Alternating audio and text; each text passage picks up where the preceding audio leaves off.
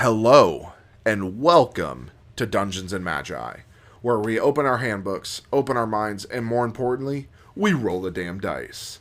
As always, I'm your Grand Magus Kate, or you may call me the Viking GM. We have a few announcements to get through, so please bear with us. First up, we have Elliot with our socials and some store info. Roll for excitement! Dungeon dwellers, gather round! Hear ye, hear ye! Every Sunday at the magical hour of 6 p.m. EST, we teleport straight into your screens on Twitch and YouTube for epic adventures. But beware, fellow adventurers, for on the last Sunday of each month, we vanish into the realm of other projects because even wizards need a day off. Behold, our revamped website, now shinier than a dragon's hoard. Embark on a quest to www.dammediallc.com and discover the treasure trove of Dungeons and Magi wonders. Socialize with us across the lands of the internet. Facebook, facebook.com/Dungeons and Magi. On Instagram, instagram.com/dungeons_and_magi. On TikTok at @dammediallc. Twitch is at Dungeons_and_magi, and YouTube is youtube.com/@Dungeons and Magi. Miss the live enchantment? Fear not. Sunday's episodes will be reborn on YouTube every Wednesday at 8 a.m. EST, ready to cast their spell on you once more. Join our magical kingdom on Patreon, where even a humble $5 a month opens the portal to exclusive realms. Unlock our Discord, snag a free sticker, and dive into the magic. Visit patreon.com/Dungeons and Magi. Don't just search us. We're classified as adult content. Wink, wink. Let's unbox the magic of our patron tiers. Tier 1 is $5 and gives you Discord access and a free sticker because wizards love flair. Tier 2 is $10 and you get all Tier 1 perks plus a monthly art commission giveaway.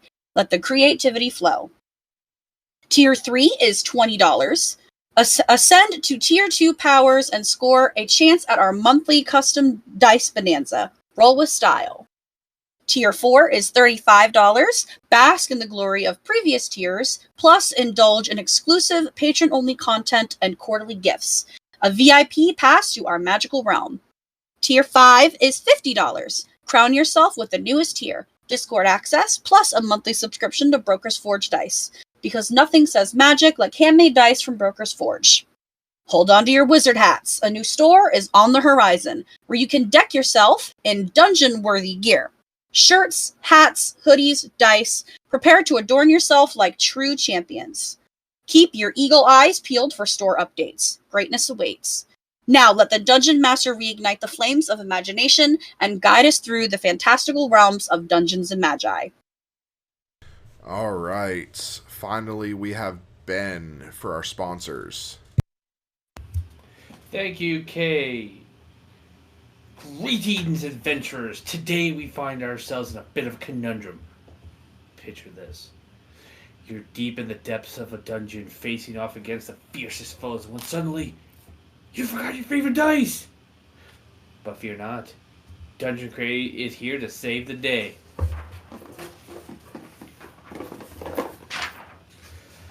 Introducing Dungeon Crate, the ultimate solution to all your adventuring woes. With a subscription to Dungeon Crate, you'll never find yourself in a bind again.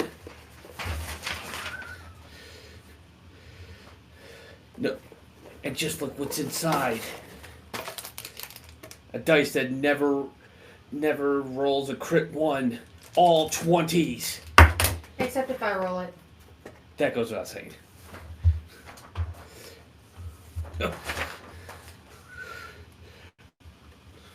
Miniatures so detailed that they can be mistaken for real monsters, and maps that unfold to reveal hidden treasures.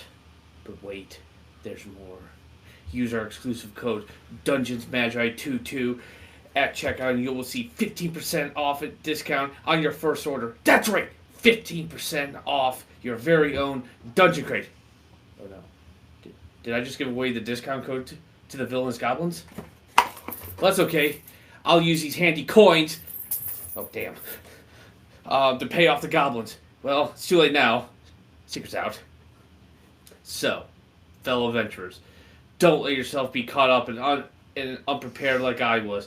Embrace the convenience of Dungeon Crate and level up your gaming experience today.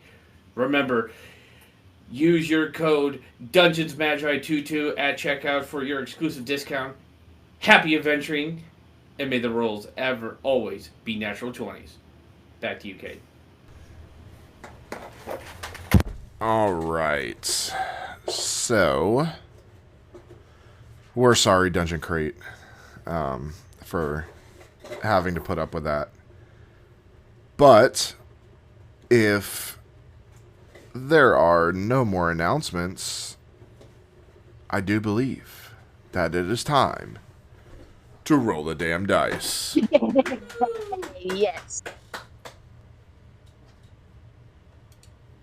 Open your mind up to the chance our luck is in, that the battles that await us are battles we can win.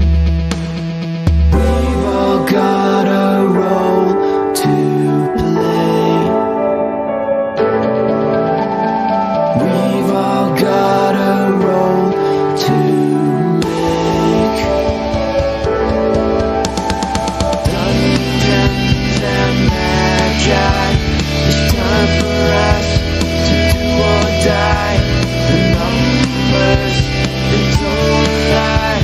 So roll the damn dice, roll the damn dice, roll the damn dice, roll the damn dice. Our handbooks will guide us as the damn stand watching on. The odds are against us, but we've known that all along. We've all got a role to play. We've all got a role to make.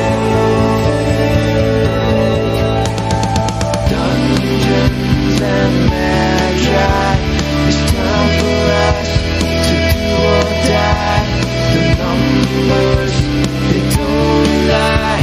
So roll the damn dice, roll the damn dice, roll the damn dice, roll the damn dice.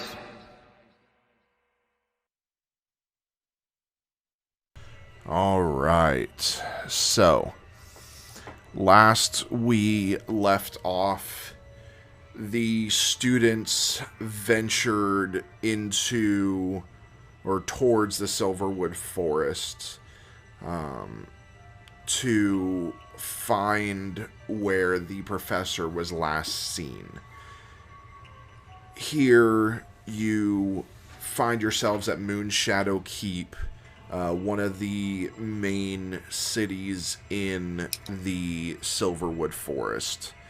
You make your way through the streets, visiting various shops and restaurants and things of the sort, and you finally meet up with Lady Alara Moonshade. And all of this after escaping the clutches of a dragon. So you meet Alara Moonshade, who tells each of you, or tells all of you, that perhaps the professor made their way deeper into the Silverwood Forest. And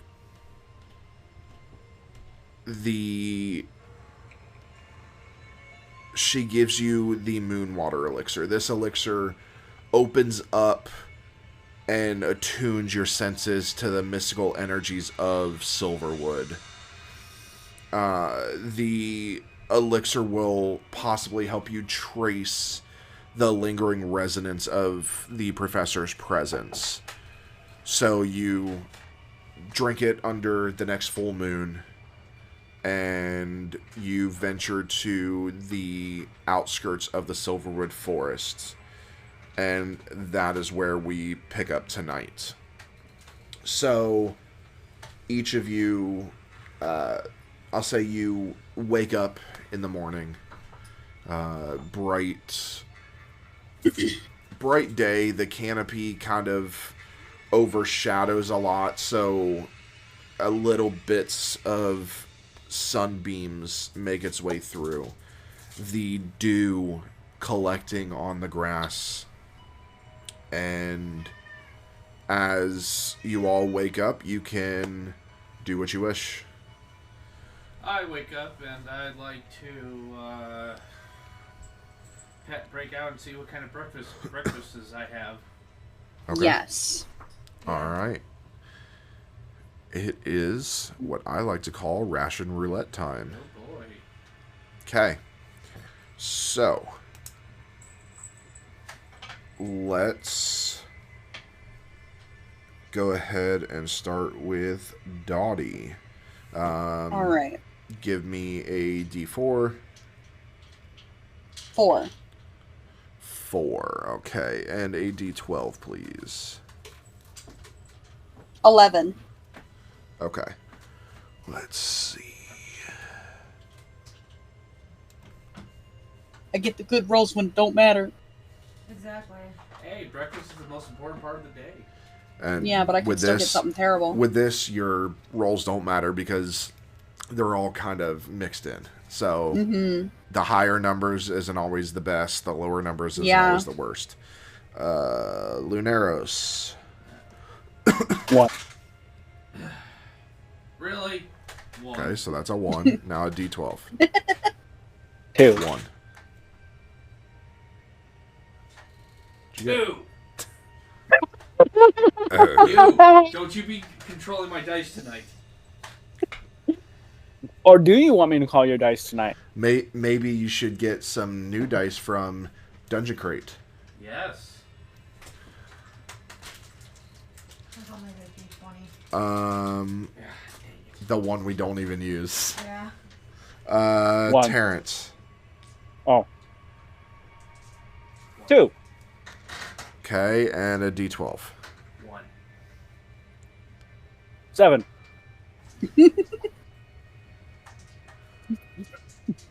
Let's try. Only 6 off.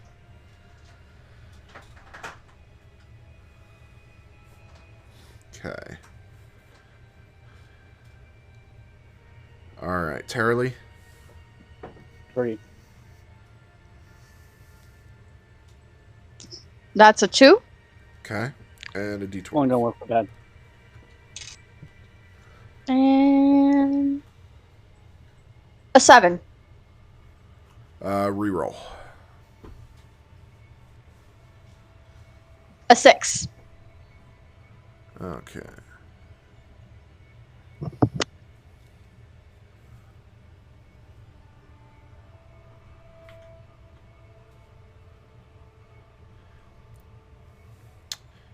Tierney. 3. Okay. 8. Uh-oh. You get the breakfast omelet. Or the steak.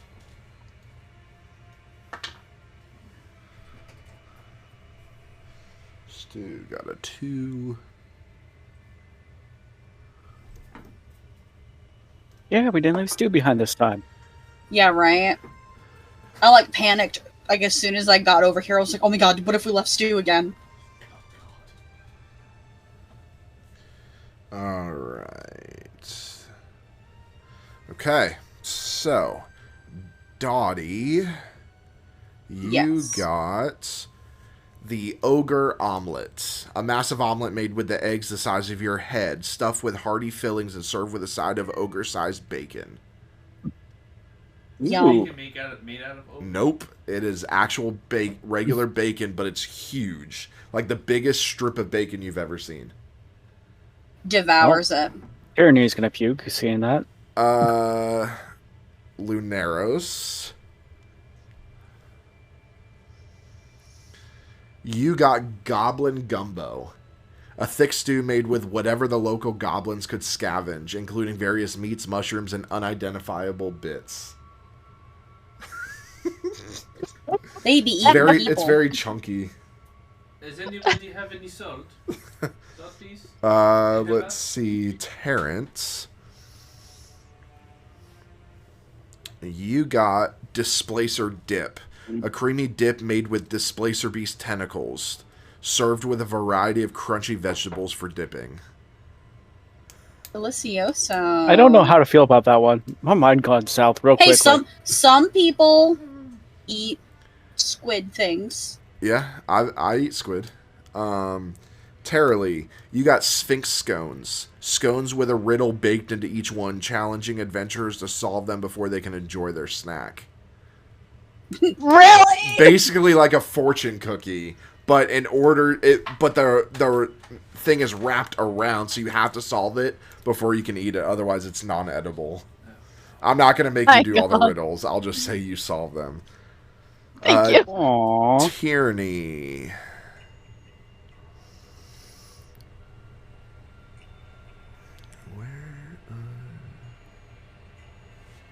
Give me a second. Okay. Cursed cake pops. Bite-sized cake pops that have been cursed to always just be out of reach, causing frustration among adventurers attempting to eat them. So you're trying to grab it and it goes... Shh, shh, shh. Well, if you get behind it like this and go this way... Damn. Nope, it'll still... Whoop. Oh, okay. Yeah, what if I put my hand here and her hand's right there? Does it go up? Now, somebody else could grab it and then... Because it's only out of reach for you, since you opened it.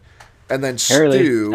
Well, it gives somebody an excuse to feed you. Stu gets Rust Monster Risotto. Risotto made with rice that's been seasoned by a rust monster, resulting in metallic tang that's surprisingly appetizing. Okay, so everybody... So Tyranny's being fed by Terrily. Finishes their food. And the day is yours if you wish to venture into the Silverwood Forest. Yeah, we gotta go deeper. Yep. Okay. I kind of look around. I want to also see if I can find like a dead branch and have like a walking stick. Sure. I want a walking stick. Sure. You're not Gandalf. How do you know? Because. Hey, Kate. I'm gonna. If he has the walking stick, I'm gonna turn into the Stellari, my Stellari form, and go and take the walking stick and kind of like run out of the way. Okay. I'm gonna hold on to my walking stick. Wow, Make you just stole contested his strength dick. checks. Then you're gonna get a 1.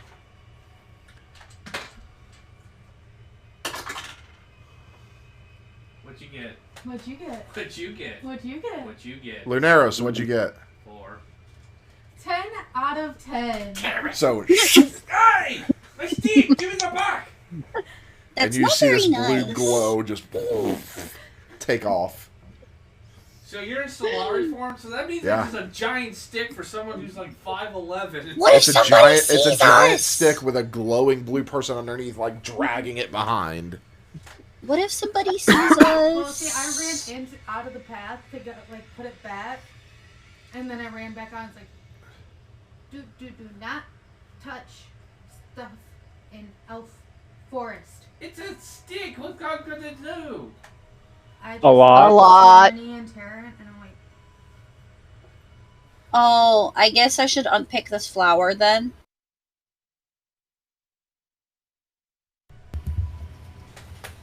it's his job to unmute us. It was just a stick. That's all it was. Things have meaning when you're actually used to the Fae, and like you weren't when you gave your name away. Just puts down the Okay, flower I I'm picked. sorry. Are you ever going to let me forget about that? There are rules. Do you see Lunaros. any Fae around here? Anywhere? We don't have to. We don't have to. Oh, it's and the- also, hi, you're one too. Elves are Fae.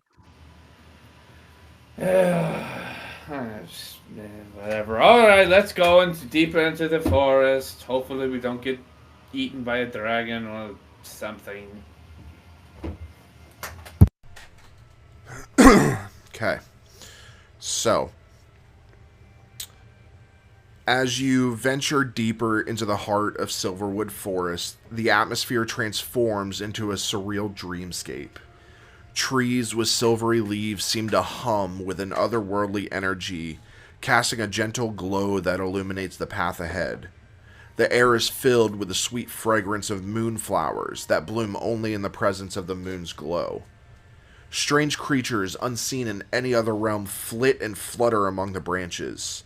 Ethereal butterflies with wings that sparkle like stardust create a mesmerizing dance in the air. Luminescent orbs resembling miniature will-o-wisps guide the way, their soft glow casting shifting shadows on the forest floor. The ground is carpeted with soft moss that seems to pulse with a gentle light. As you move forward, the moss reacts, creating patterns of swirling colors beneath your feet.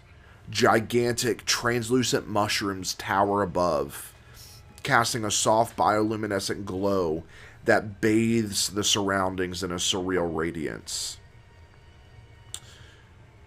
As you continue deeper, you are greeted by surreal wonders. The towering lunar blossom trees cast an otherworldly glow with radiant blossoms that seem to synchronize with the moon's phases.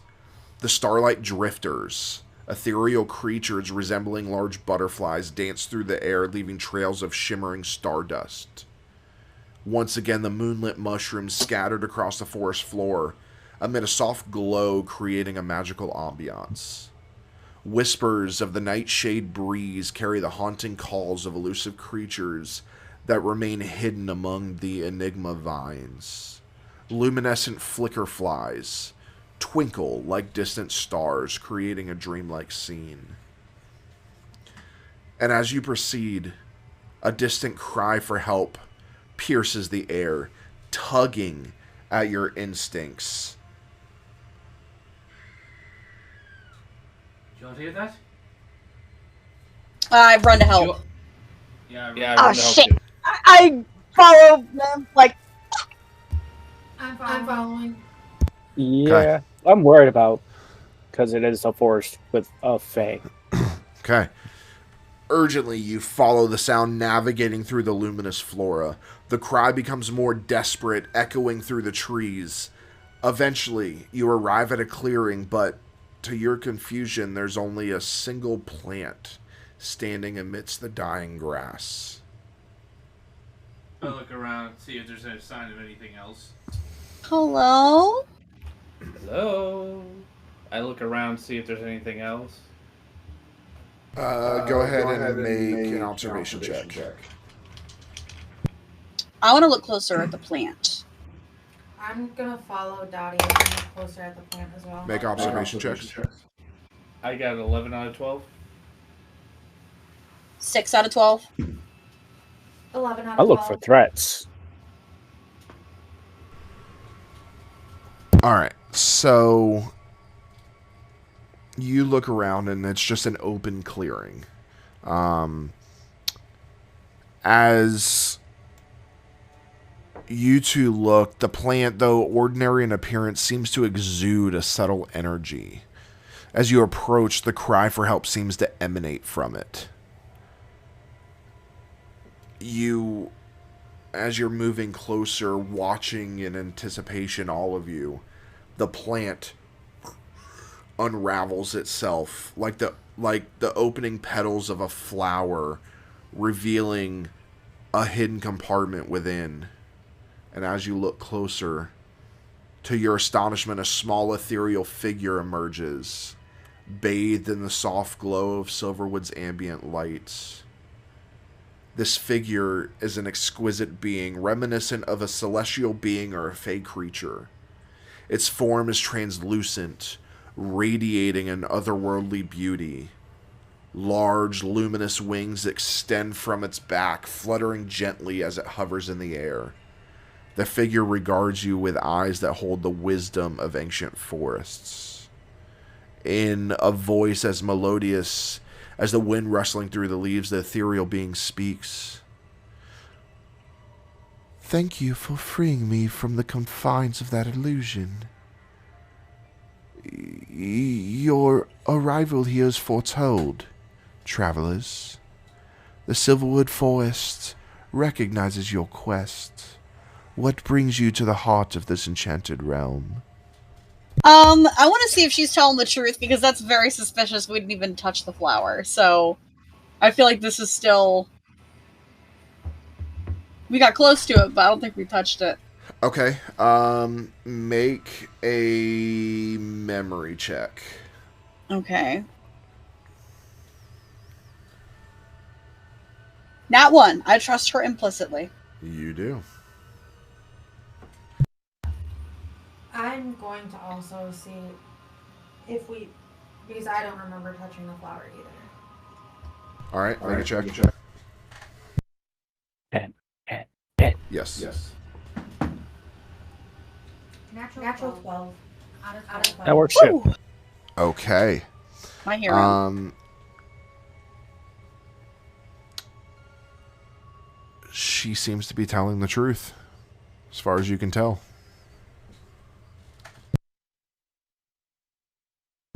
What do you mean our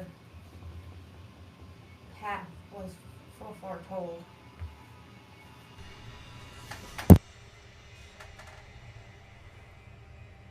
You were told, we were told, that saviors of the forest would be coming. And you're the first to venture this deep into the forest in quite some time, so it must be you. We are children. We were just here to find a teacher. You may have gone this way. So I'm gonna subtly itch my arm, because the tattoo's down here, right? I'm gonna subtly itch my arm. The being smiles warmly. I am known as Lyra, guardian of the Silverwood. I am the embodiment of the forest spirits, tasks with safeguarding its secrets and guiding those who seek its wisdom.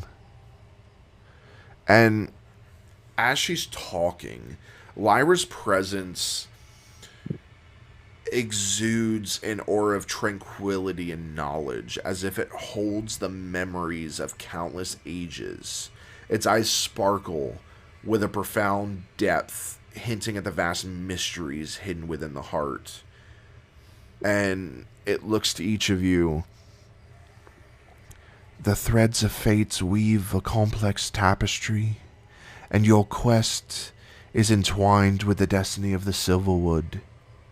The Austrium is both a source of great power and a key to unlocking the ancient magic that permeates these lands. But beware, for the path ahead is fraught with challenges and shadows that seek to obscure the truth. Do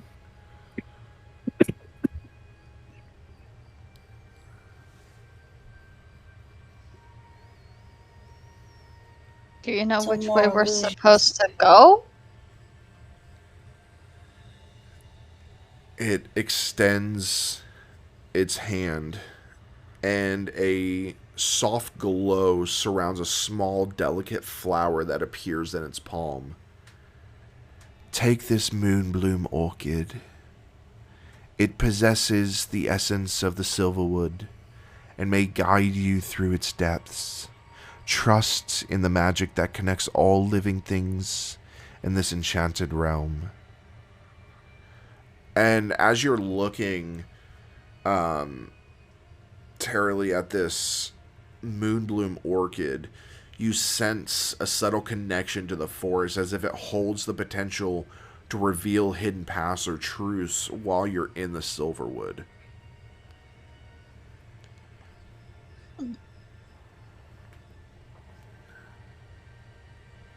I have a question. You said we freed you from illusion. Who put you in it? Those that came before you did not want to help the Silverwood but to hurt it, and as its guardian, I tried to stop them, but their magic was too strong, so they trapped me. What did the people that came before look like? They looked like the rest of you. You lesser fae, you lesser fae, you elves and things of the sort. You all look alike to the rest of us, but I'm many feet shorter than them, but okay.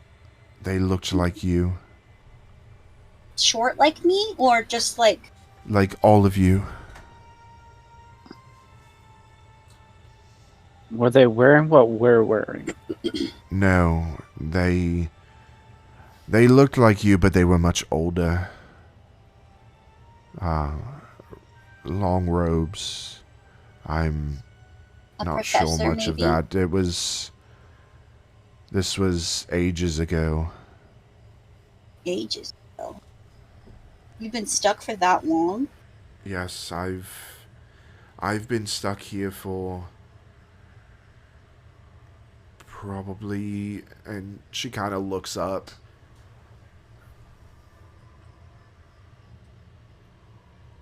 20 rotations. 20 years.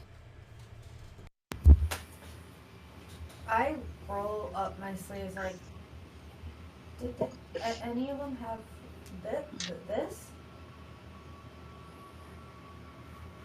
She grabs your arm and pulls you in close, and she's smaller than you, but she has some strength to her. She's probably a little smaller than Dottie, but she still seems to be able to fly with no issues. She's not this typical like pixie that you're used to seeing, and she pulls you in close and grabs your arm and looks at it really close.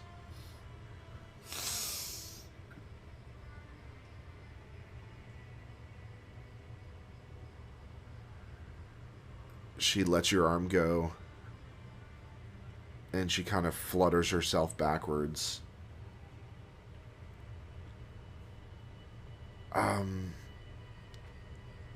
I have to go. And disappears. Tierney, what happened? I think that was confirmation that they've seen this.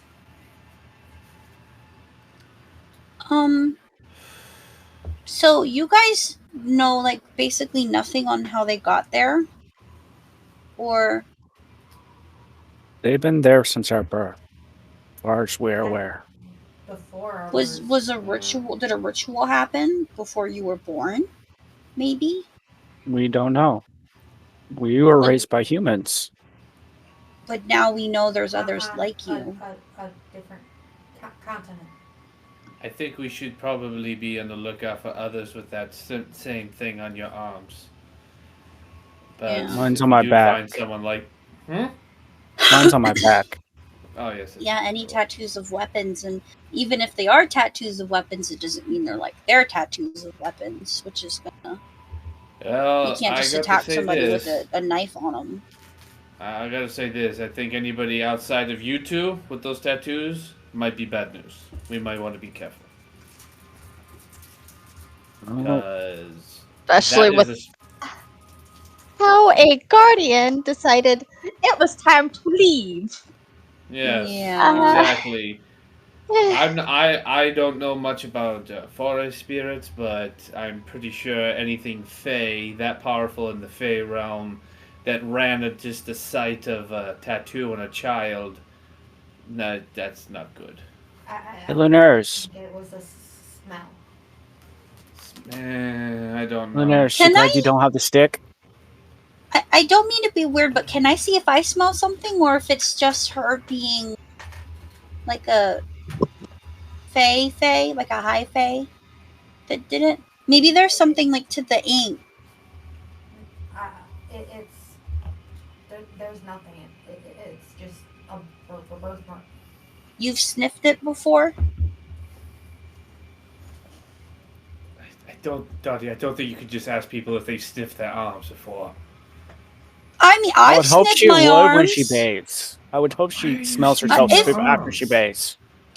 See, make sure I Well- smell good.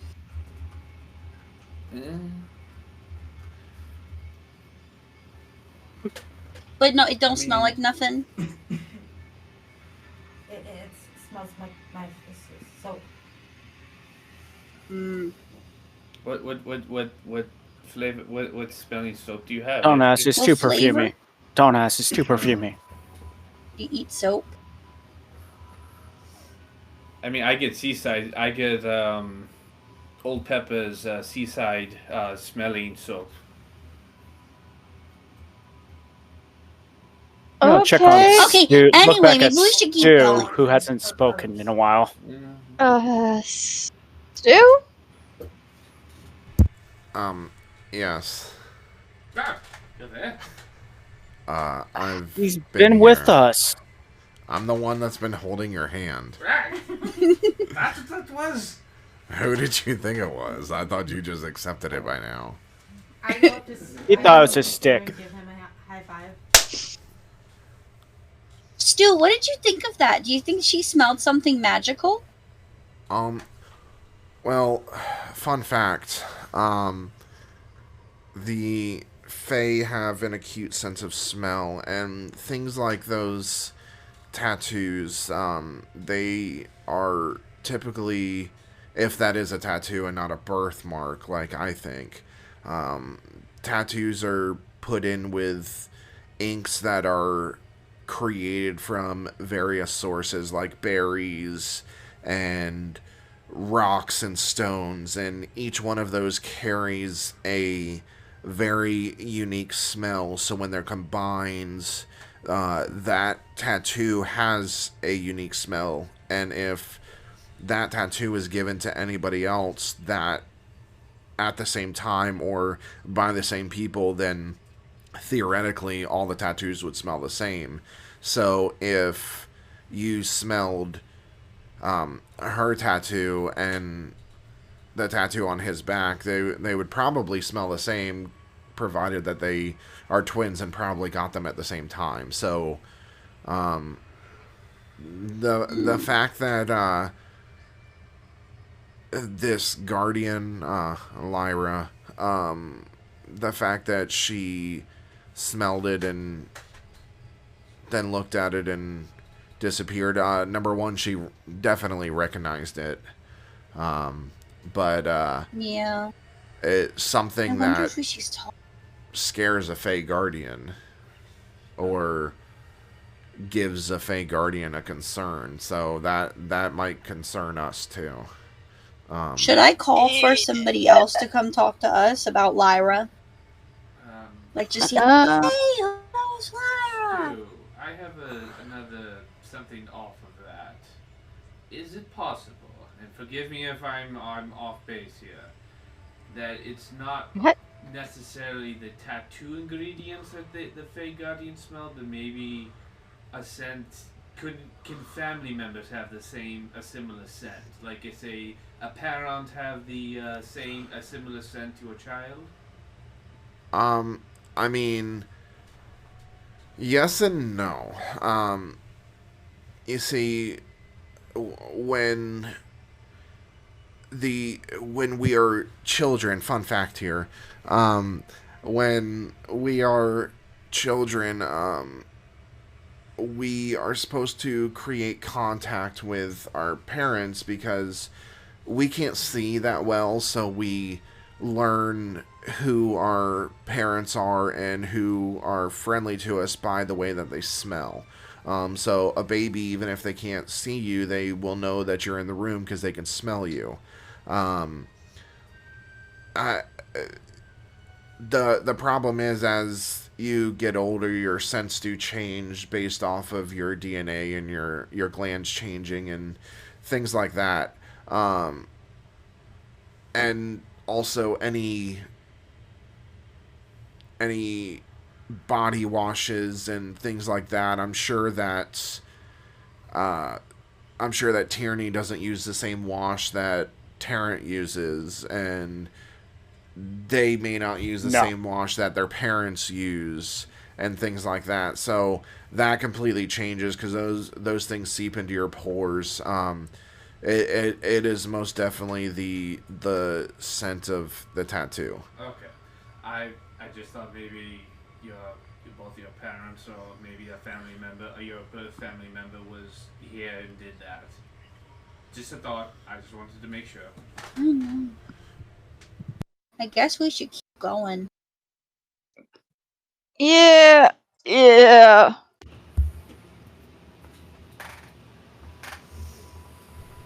Where are we going, Maybe though? we should just keep going and be where people with Deeper in? tattoos. I mean, we were only led this way because we heard the scream. So let's go back to the path and keep going, right? So you can go back to the path and then keep heading deeper. And here you come to the heart of the Silverwood. Here you come across a serene glade bathed in the gentle glow of bioluminescent flora. The air is filled with the soothing melody of unseen creatures, and the ground is carpeted with soft moss. The moonbloom orchid in your possession seems to respond positively to this place, its petals opening slightly. Here it is beginning to get dark, and I'd say you feel safe enough if you wish to set up camp here, unless you want to go through the Silverwood Forest at night. No. Not really. Not as Yeah, let's sleep. Okay. kids wouldn't do that. Okay, At all. so you all can set up camp, throw your tents out, start a fire, get everything ready. Make sure Looney's by still. Now it's just acceptable to gather up the branches of the forest. Yeah, to burn them. All right, everybody ready to eat? No. Yep. Sit Yeah. by the campfire and break out my pack. All right. Dottie. 3. Okay. D12. 10.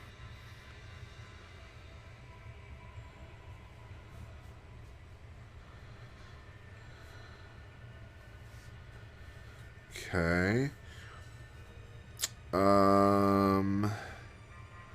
Lunaros. 4.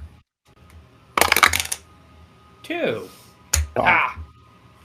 That does the same thing. 2 and 4 are the same. It's odds and evens. 1. Nah, he's gonna get an 8.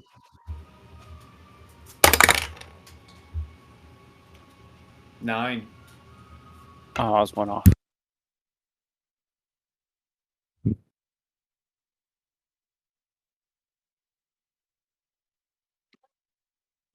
Damn it.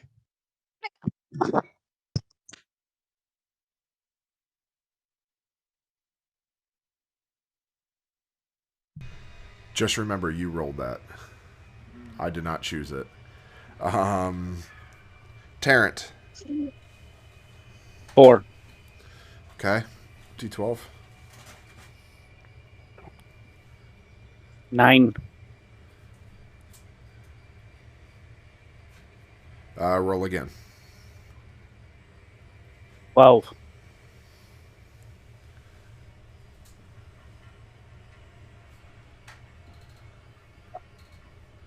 Okay. Terrily. 4. Okay. D12. 11. Reroll.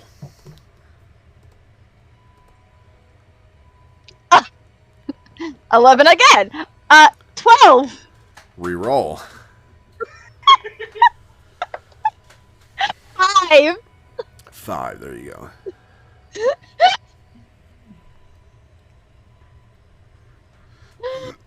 Oh, damn it.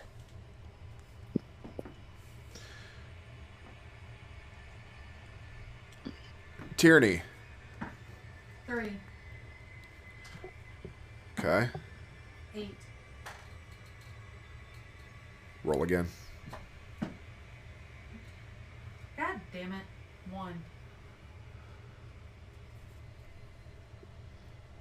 How bad am I fucked right now? Probably not as bad as me. I told you that the rolls don't really matter for that. Because they're random. I know. I'm just asking how fucked am I right now? And then Stu.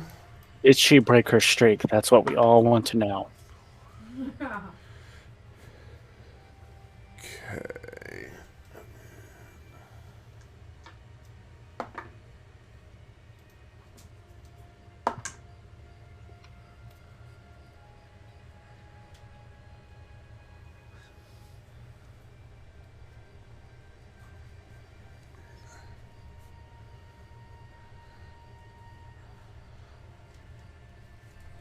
All right. So, Dottie. Yes. You got Beholder's Bagels. Bagels with cream cheese that stare back at you, mimicking the many eyes of a beholder. Eating them is a strangely unsettling experience. Weird, but yum! Lunaros.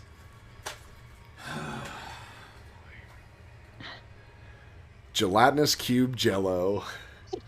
Jello molded into the shape of a gelatinous cube with various edible objects suspended within. So it is completely edible. It is regular jello. It's just shaped and molded like a gelatinous cube. Eating and you roll Ben's that, just like, dude. son? Eating Cubert.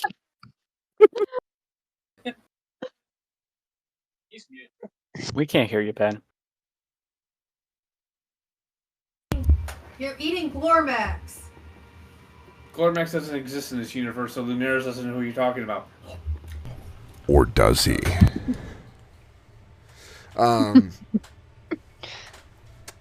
Terrily. You got... Or, sorry, Tarrant. You got Hydra hot dogs. Hot dogs made from the meat of a Hydra served with an array of fiery condiments for an extra kick. Okay.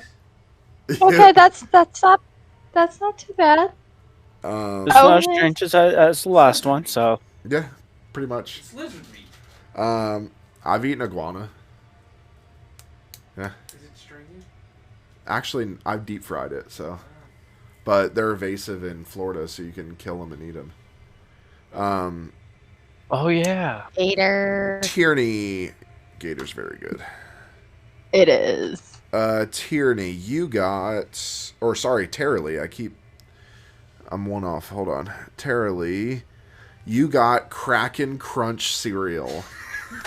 Crunchy cereal shaped like miniature Krakens.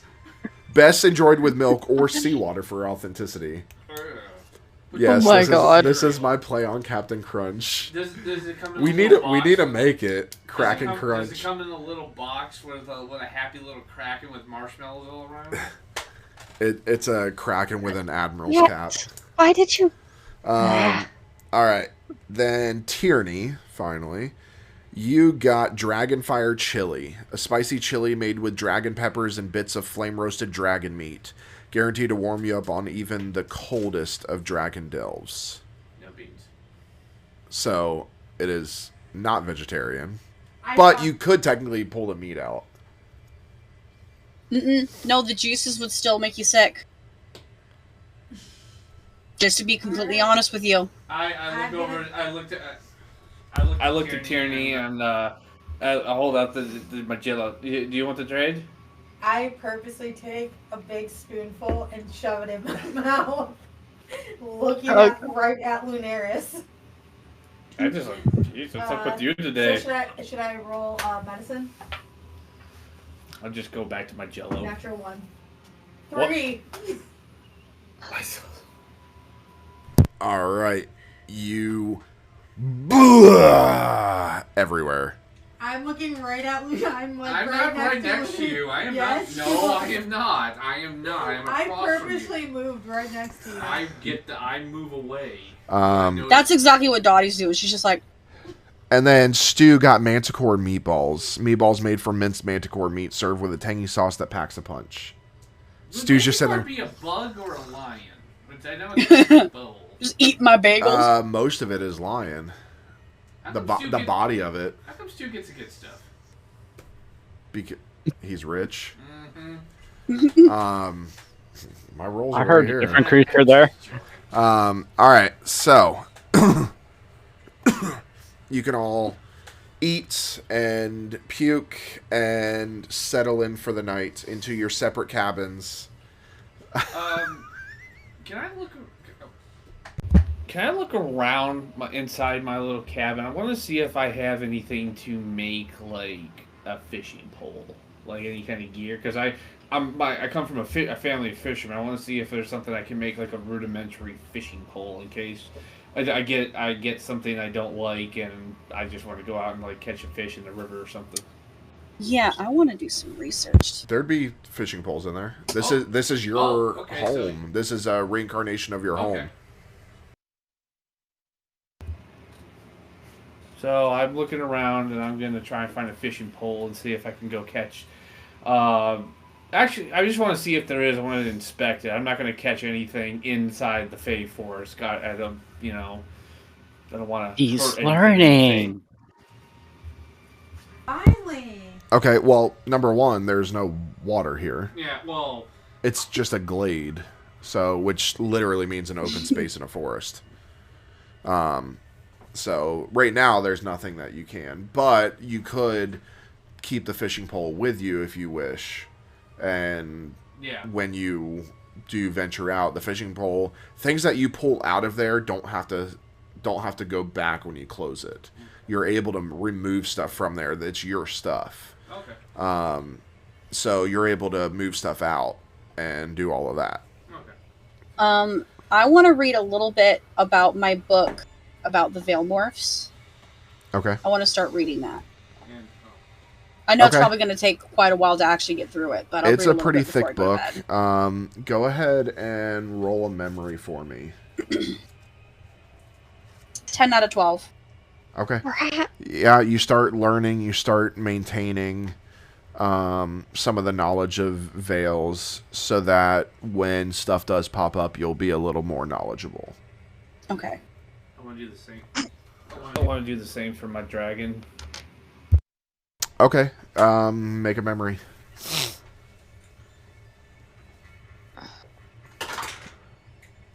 12 out of 12. Okay. Nice. As you're reading through it, you're starting to read the history of dragon flyers. They have a long history. They disappeared little under 100 years ago. Dragons were, and this talks about dragons and how dragons were taken for their flesh, how they were taken for their eyes mostly because the eyes grant eternal life. And because of that, they started to go extinct, and dragon flyers no longer needed to exist. So, but with the reemergence of a supposed dragon that you guys didn't really see, but with the reemergence of a dragon, it is possible that there are other dragons out there, and this eventually, over time with reading it, will teach you how to either raise a dragon from a hatchling, or if you don't find one that's from a hatchling, and if you find a full-grown one, how to bond with one. But it will take a lot more reading, a lot more studying, and it's a trial and error.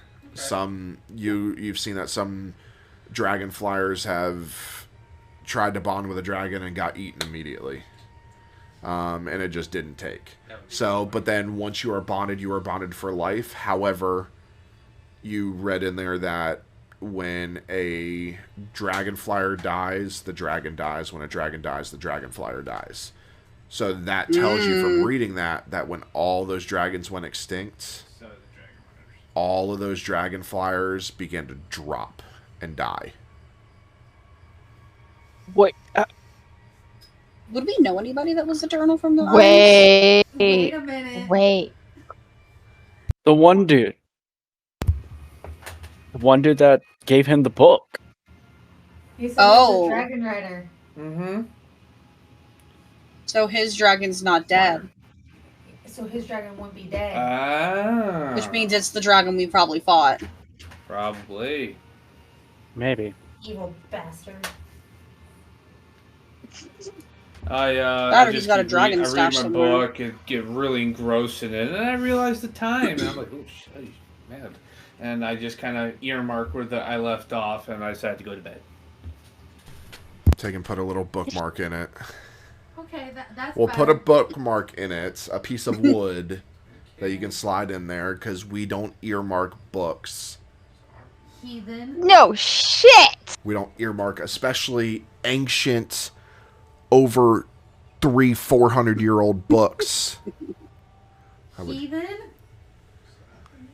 The corner just crumbles to dust upon He folding. folds it and just...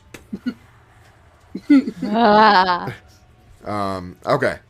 So, the morning sun bathes the landscape in a golden hue, casting long shadows as dew glistens on the vibrant green grass.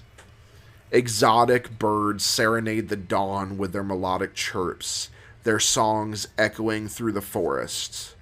The gentle warmth of the sun envelops you, dispelling any lingering chill from the night, while the enchanting surroundings of this magical realm seem to embrace you with a newfound sense of tranquility and wonder.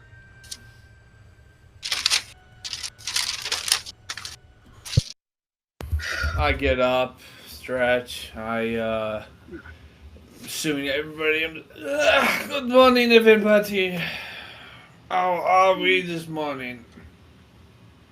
I'm okay. I'm just laying face first into the ground. What's the matter with I'm you? still in my tent Never sleeping. mind. Yeah, the chili. I offered you to have Jello. You just looked at me and just ate it out of spite. Like, it's my chili. Okay, it's fine. Yeah, so.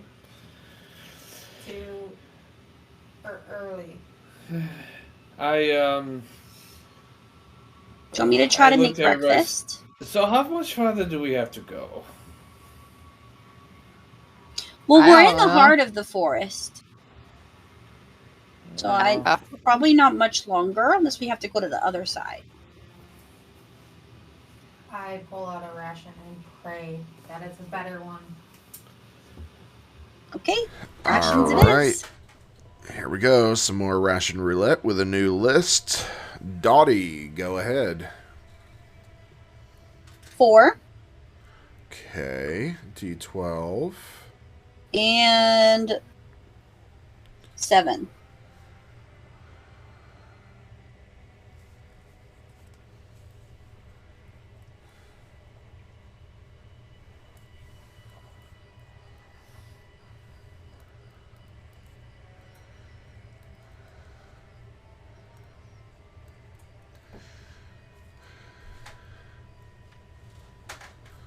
Lunaris. I'm gonna laugh when that chair breaks and you fall on your ass. 2. 1. And then. No, it's not a 1. It's a 3. You know, wish it was 1.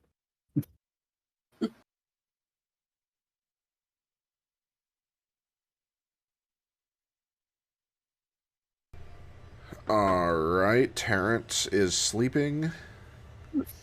So, Taralee. 3 Okay. and a 7.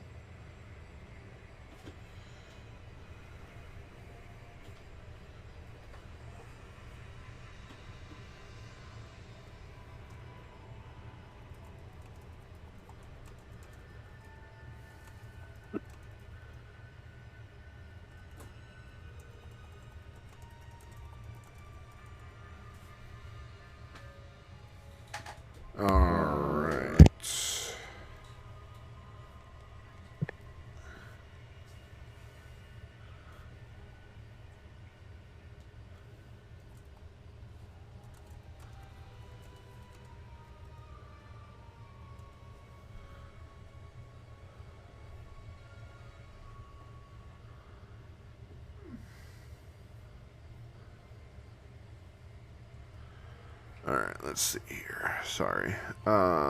Tierney. 3. 8.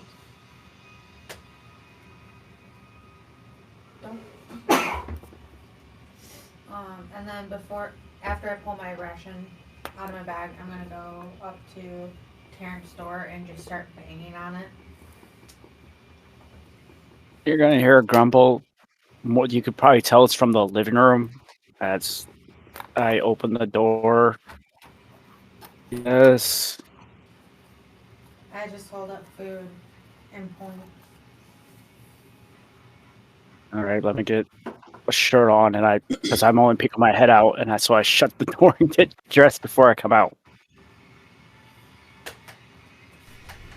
Okay.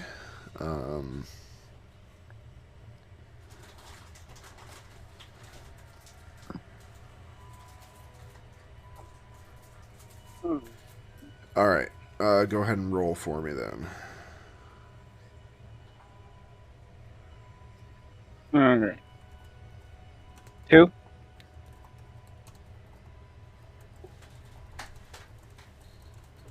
1.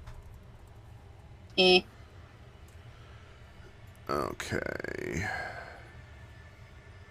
2 and 1.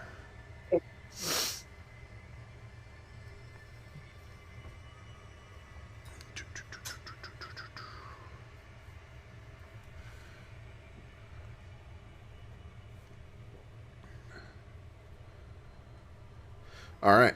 So, Dottie, Yes. you get Elemental Ember Empanadas. Empanadas filled with spiced meat and elemental embers, giving them a fiery kick and a smoky aroma. Ooh. Fancy. Luneros, you get Ethereal Elixir, a mystical elixir distilled from the essence of dreams, offering a soothing and restorative drink for weary travelers. Pop the cork off and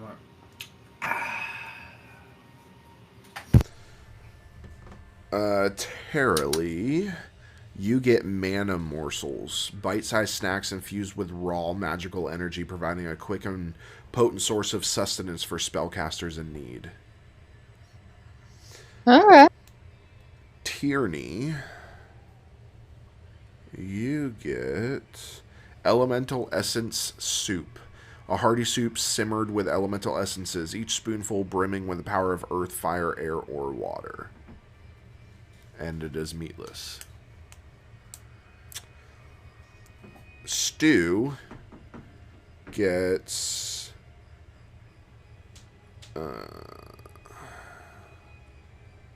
phoenix feather fritters, crispy fritters made with delicate phoenix feathers, fried to perfection, served with a side of fiery dipping sauce.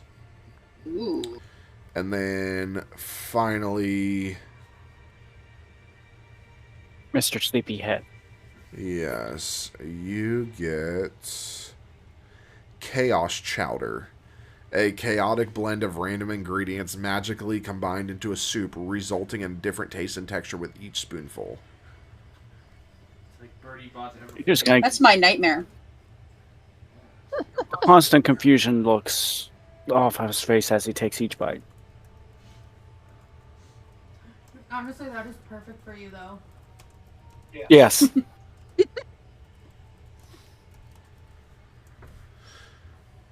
All right. So.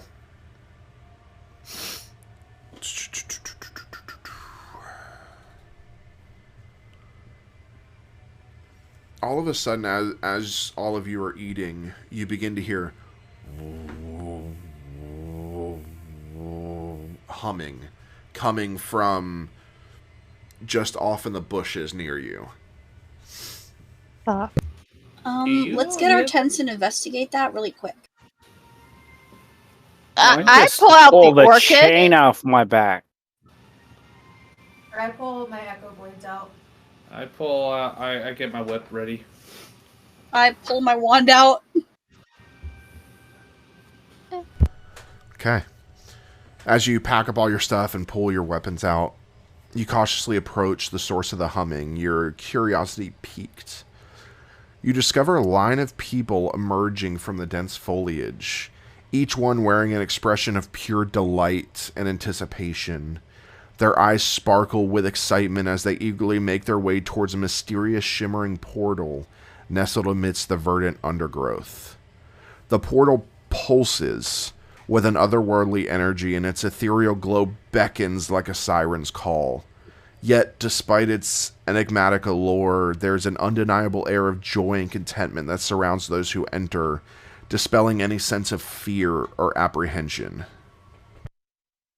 What's in there?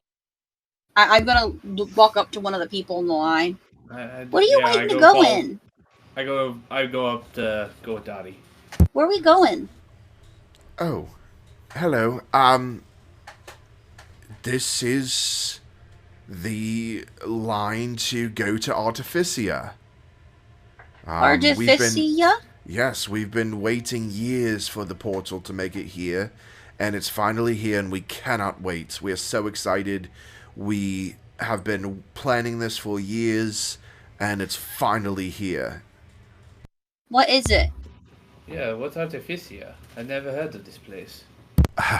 Well, if I would tell you, it would completely ruin the surprise, so it's just something you have to see to believe. It's like nothing anyone's ever seen before. I had a family member that went a few years back, the last time that it came here. It only comes here once every 3 or 4 years, and it is just, it's magical. Is there a portal back here? Yes, you can come and go as you please, but most people stay for a little while they experience Artificia and have some fun, and then you can come back as much as you wish. But this place is only here for a few days, and then it'll be gone for another 3 or 4 years. Does time work differently there? Because we're kind of in a hurry. As far as I know, I don't know. I've never been there, but time works differently in this place, anyways. There's in Silverwood Forest. So, I mean, it being the forest of the Fae, it's a little different. But I don't know. And he kind of looks forward, and there's this big gap in the line. He goes, "Oh, excuse me," and he walks forward and closes in the line, and you guys are now standing at the back of the line. I really want to go in here, but I don't know if we should. Yeah, let's go tell the others. Yeah, go back. So it looks like there's this place called Artificia. Has anybody ever heard of it? No. No. It seemed a little sketcy. It wouldn't tell me anything about it. Yeah. You said, "Oh, it's so great," but I don't know nothing about it. Yeah. And there's a really long line, and he couldn't tell me if time worked differently there. It says time doesn't work differently here. Yeah, we might have been gone for like a month. I was about to say, we're in a Fae forest. I'm pretty sure time is working differently for us. I'm scared that we're gonna go in there and we're gonna come out and it's gonna be 7 years later, and then the professor will be dead. Yeah. And we'll miss graduation. Or we'll get eaten. That could happen too. That could go right into a monster's mouth. I don't know. Or what? Stu! Expelled. Stu, what? Have you heard of Artificia? I've heard of rumors of a magical place that only appears every few years here, but I've never been there. But I mean, Artificia, it's literally means artificer. So whatever this is, it's got to be some technical marvel that artificers built. And as much as I like to stick to a schedule and do what we're supposed to do, do we really want to pass up something that is gone in 4 years? I was gonna say, isn't the professor we were following an artificer? Yeah. Do we notice her? I'm making my way with Terry. Yeah, isn't the professor that we're chasing an artificer? Yeah. Yeah, so could be in there. Playing hooky to go I hang look. out in her Do universe. I notice Tara Lee and Tierney making? Hey, where you going? Oh, I'm in line too. Okay. I'm assuming. Tiernan is in the line as well. What's his name? No, he's still very I'm still very much half asleep. Like you're getting left I'm like, behind. okay. Have fun. I just kind of follow the rest, everyone else over to the. DM, I would like to see if I can find like a stone or a pine cone or something to throw at Terrence. No. You just throw your knife. She's already done that and hit me with the back of the handle. I'll say you can find it. Again. Alright, and I take it and I chuck it at Terrence. I tried it. Just hits him in the back of the head. Put the dagger away! I pick up another stone and I chuck it at his head again. Come on, Stinky! I look over at all of you with very much annoyance. And then look at my hand, and I'm like tossing it up and down. I'm still holding the chain. I'm gonna go to try to attack, wrap it around her ankles. I fall behind everyone. I'm like, I look at Dottie. Dottie, did he say there was any admission prize, or did we just walk through the portal?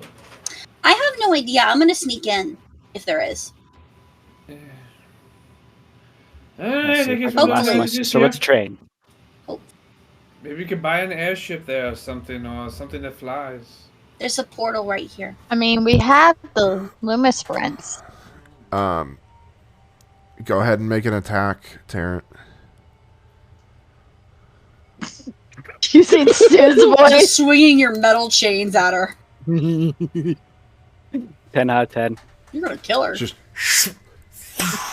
you take point of armor.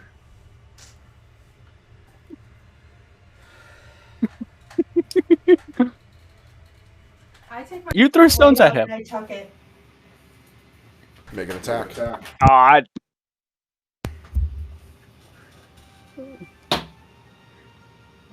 Oh,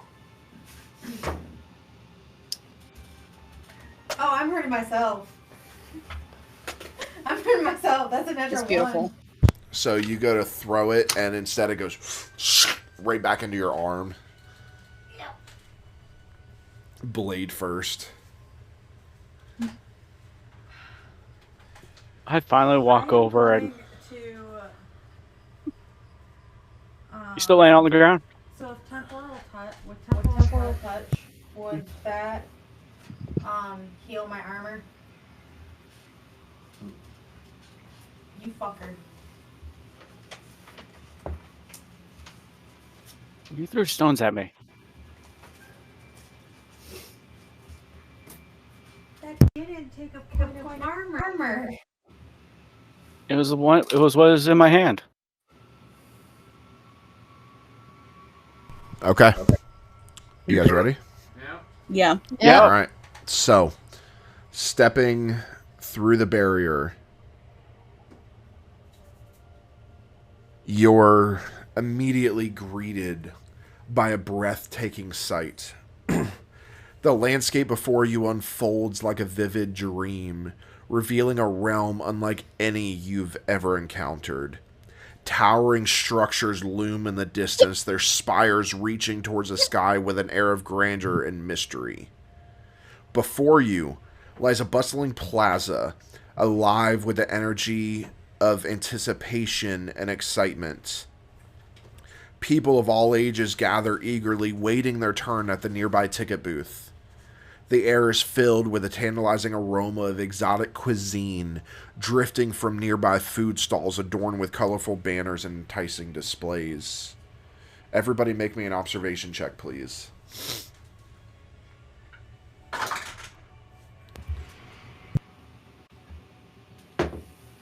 Dottie? 10 out of 12. Lunaris? 7 out of 12. Tarrant? 6 out of 12. Taralee? 5 out of 10. Tierney? 3. Okay.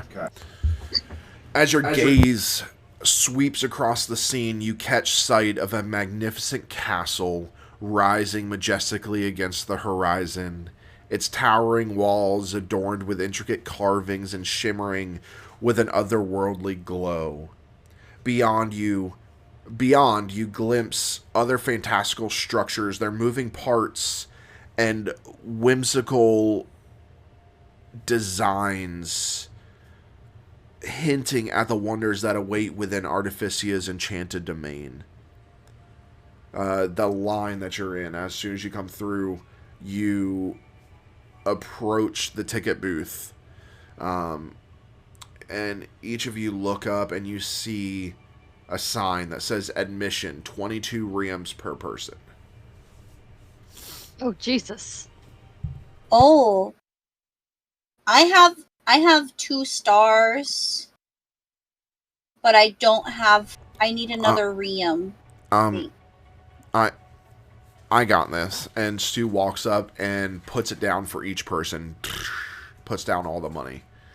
And with that, each of you receives a ticket. Is it a golden ticket? It is not. Each of you receives Thank a you, ticket. Stu. For you guys, it is in maps and handouts. And the attendant says, these give you access to all 4 lands within Artificia. The current land you find yourself in is Sorcerer's Stronghold, the first of 4 realms. With these tickets, keep them safe. You can access all 4 realms. And have fun at Sorcerer's Stronghold. Thank you. Sorcerer's Stronghold. Thank you, Stu. Thank you, Stu. Thank you, Stu. Yeah, thank you. Of course. Who's ready to go have some fun? Yeah. Let's go And- write something scary. Yeah. As each of you receives, with the tickets in hand, you pass through the gates of the Sorcerer's Stronghold. You're immediately immersed in a world where magic and machinery seamlessly intertwine. Towering spires adorned with glowing runes loom overhead, while whimsical contraptions and enchanted devices dot the landscape. Gears whir and arcane energy crackles in the air, powering fantastical rides and attractions unlike anything seen before. You marvel at flying carpets propelled by arcane propulsion, enchanted carousels that spin with mesmerizing spells, and things called Magitech machinery that soar through the skies with the aid of levitation magic. Everywhere you look, there's an aura of wonder and innovation blending the mystique of magic and the ingenuity of artifice. And as you all approach, you find a section there where you find a map. And for those of you digitally, there it is. For you two, that is a map for you two to share. Oh. Now, looking at that map, let's see if you guys can figure out where you are. I see. No. Right. No. So, you can also show the camera if you wish. See if our viewers at home can figure out what this is supposed to be. The parchment seems to shimmer with magical energy, and a small glowing dot appears at your current location. I figured it out already. It pulses softly, indicating where you stand amidst the enchanting landscape of Sorcerer's Stronghold. Now, with that, that's where we're going to take our break. We will be right back, and we will explore Sorcerer's Stronghold. Don't go anywhere.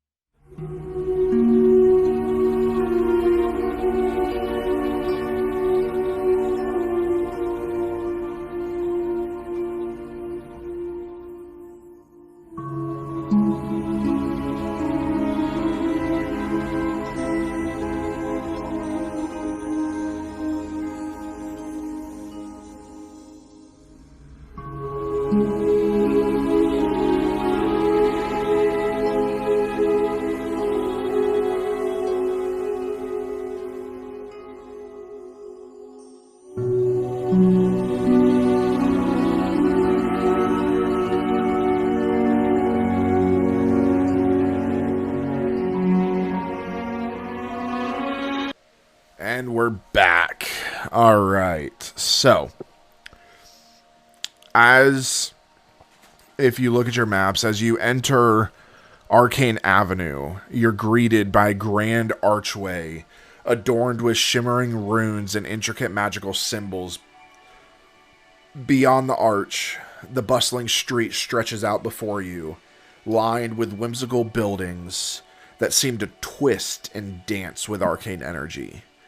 Each storefront boasts its own unique charm, from potion shops emitting colorful vapors to enchanted artifact emporiums displaying mystical wonders in their windows. Magical street lamps illuminate the cobblestone pathway, casting a warm glow that reflects off the facades of the buildings. Everywhere you look, there's an atmosphere of enchantment, with wizards, sorcerers, and artificers mingling with visitors from far-off lands.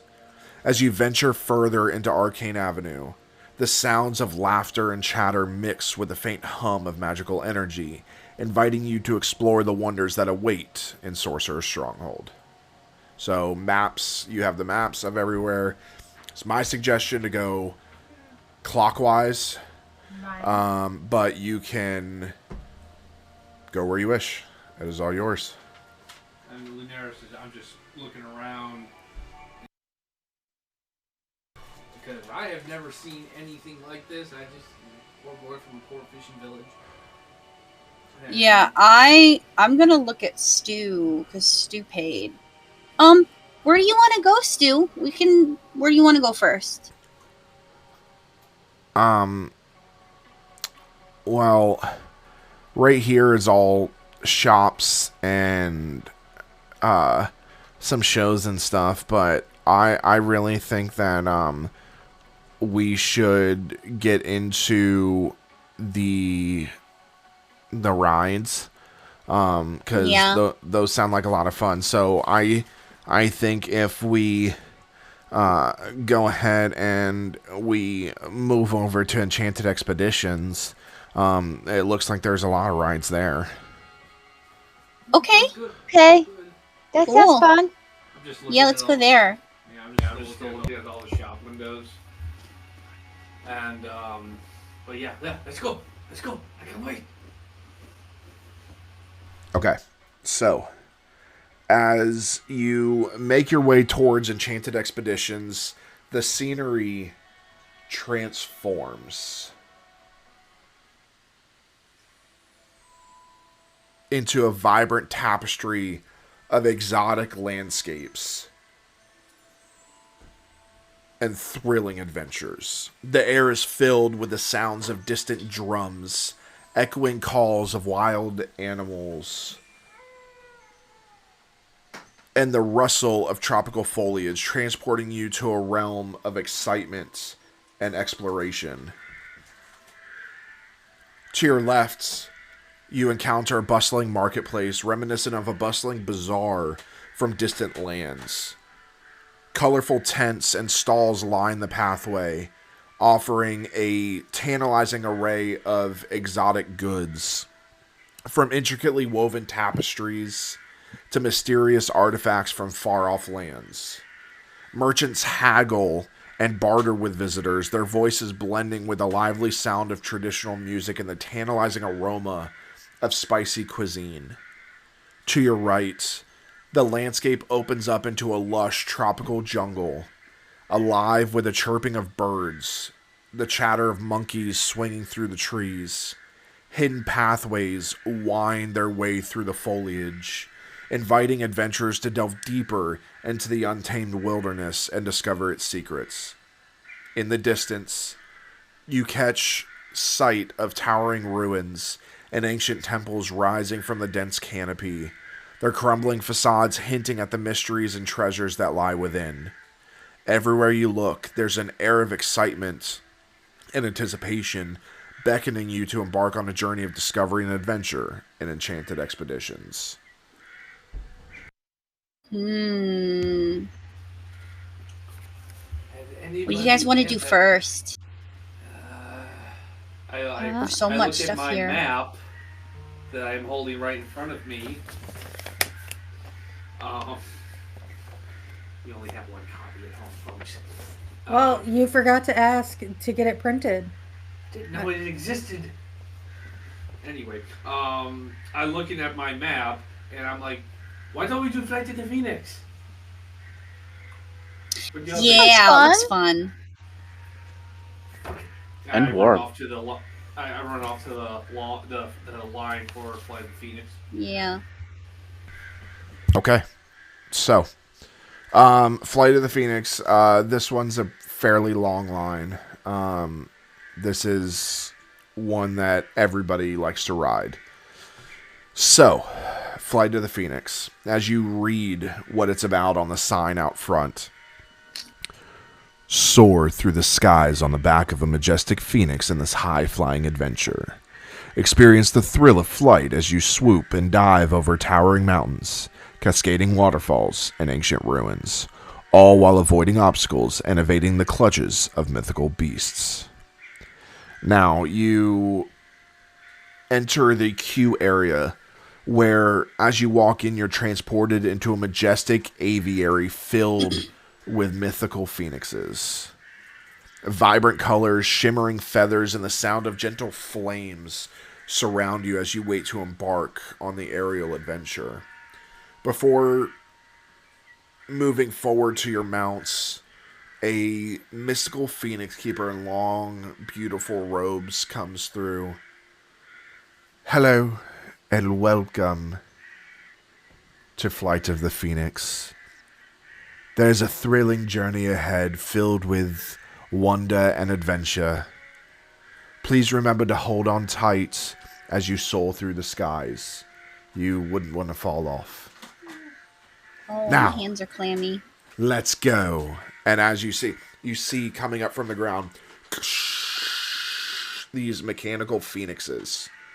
And you are helped up onto the phoenix where you are laying down flat on your stomach, holding onto handles, and you're strapped in. And as you all buckle in, everything gets tightened, and you're ready. It starts taking flight. They begin to ascend gracefully into the sky with powerful beats of their mechanical fiery wings. You rise higher and higher, and you're treated to breathtaking views of Sorcerer's Stronghold and the surrounding landscape, with sprawling forests, sparkling lakes, and towering mountains stretching out beneath you. As the phoenixes soar through the clouds, you begin to experience aerial acrobatics and daring maneuvers, twisting and turning through the air, performing loops and dives and barrel rolls.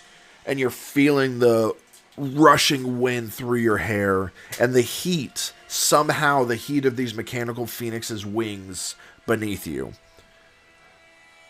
All of a sudden, as you all are making your way through the sky, you see a shimmering rainbow that you go right through and the rays caress your skin. You're watching them change color as they go through.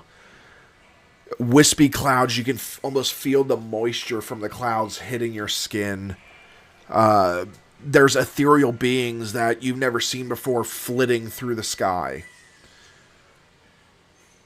There is, in a climactic moment, I need everybody to make an observation check, please. Okay. Dottie.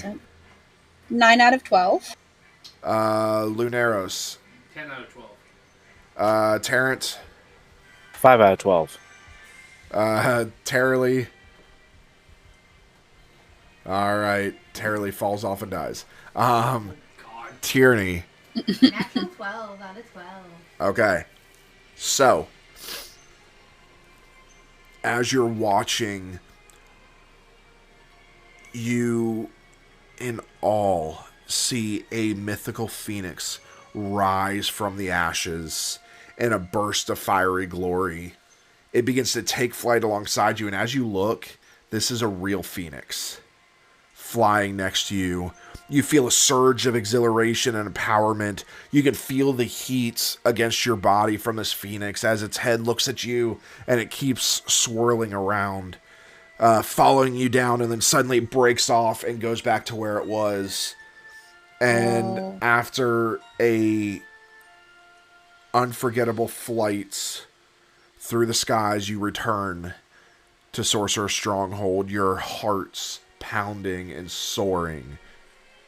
As you disembark, you're greeted by cheers and applause of fellow adventurers celebrating your triumphant flight of the Phoenix.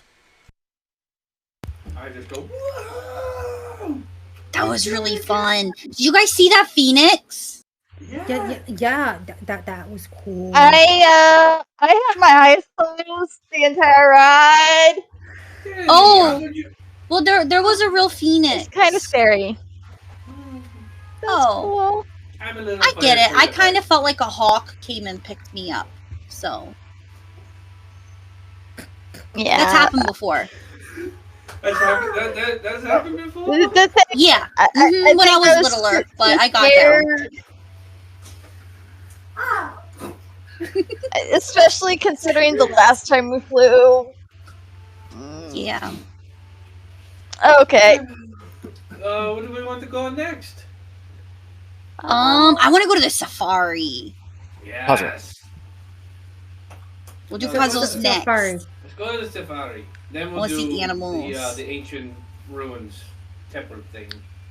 You'll be my buddy again, Luneros. Yes, I'll go in the labyrinth with you again, Terrence, if you want to. What's his name? Terrence. That's not what you said. I'm pronouncing it differently because of my accent. Yeah, the accent adds another N. I mean, I know we're twins. There's no N. Well, there's an N at the end, and you're putting an N at the beginning. Tiernan. You're replacing the E and the A. No. Terrence. Alright, so you make your way to the Jungle Safari Adventure. Climb aboard a magical safari vehicle and journey deep into the heart of the jungle on an exhilarating safari adventure. Encounter exotic creatures, breathtaking waterfalls, and hidden ruins as you explore the untamed wilderness and learn about the flora and fauna of distant lands. Now, as you enter the queue, you're transported into a bustling jungle outpost set up for safari expeditions. Lush greenery, tropical foliage, and the sounds of wildlife surround you as you wait to embark on this adventure. There is a jungle guide that comes out and dressed in all brown. He's got a brown vest on, typical safari hat, short shorts, long knee-high socks, and he comes out. Hello. I want to remind each of you that there are semi-dangerous animals around here, so please stay seated and keep your arms and legs inside the vehicle at all times. Does anybody have any questions? No? Good. Great. Let's go. And he opens doors. Oh. And Okay.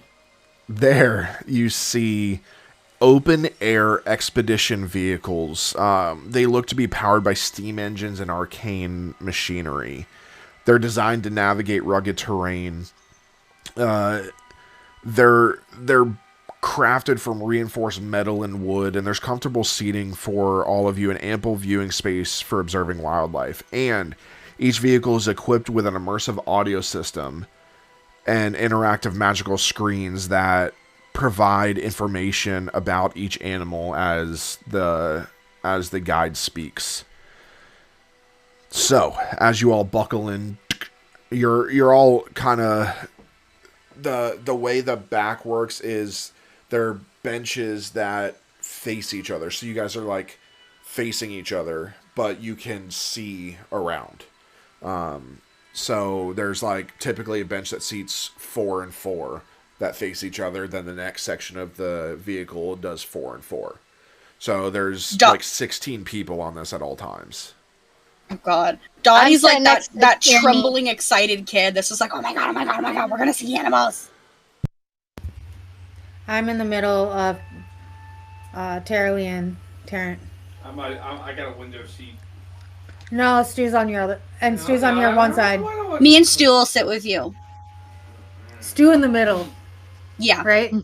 Well, of course. Yeah. Okay, so as you set off into the heart of the jungle, you begin traversing winding past dense foliage and bubbling streams.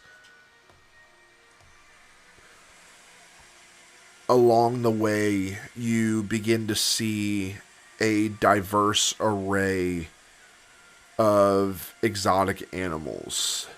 And you start hearing a crackling over like the speakers, like an intercom coming on. If you look to your right, you will see a glimmering stag.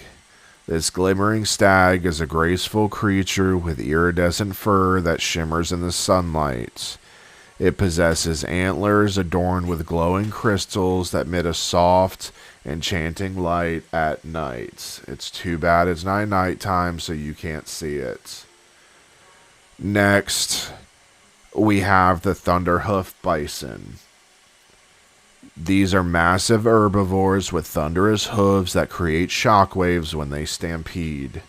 They roam the plains in herds, their deep bellows echoing across the landscape. Nobody do anything stupid so they don't stampede and kill us all.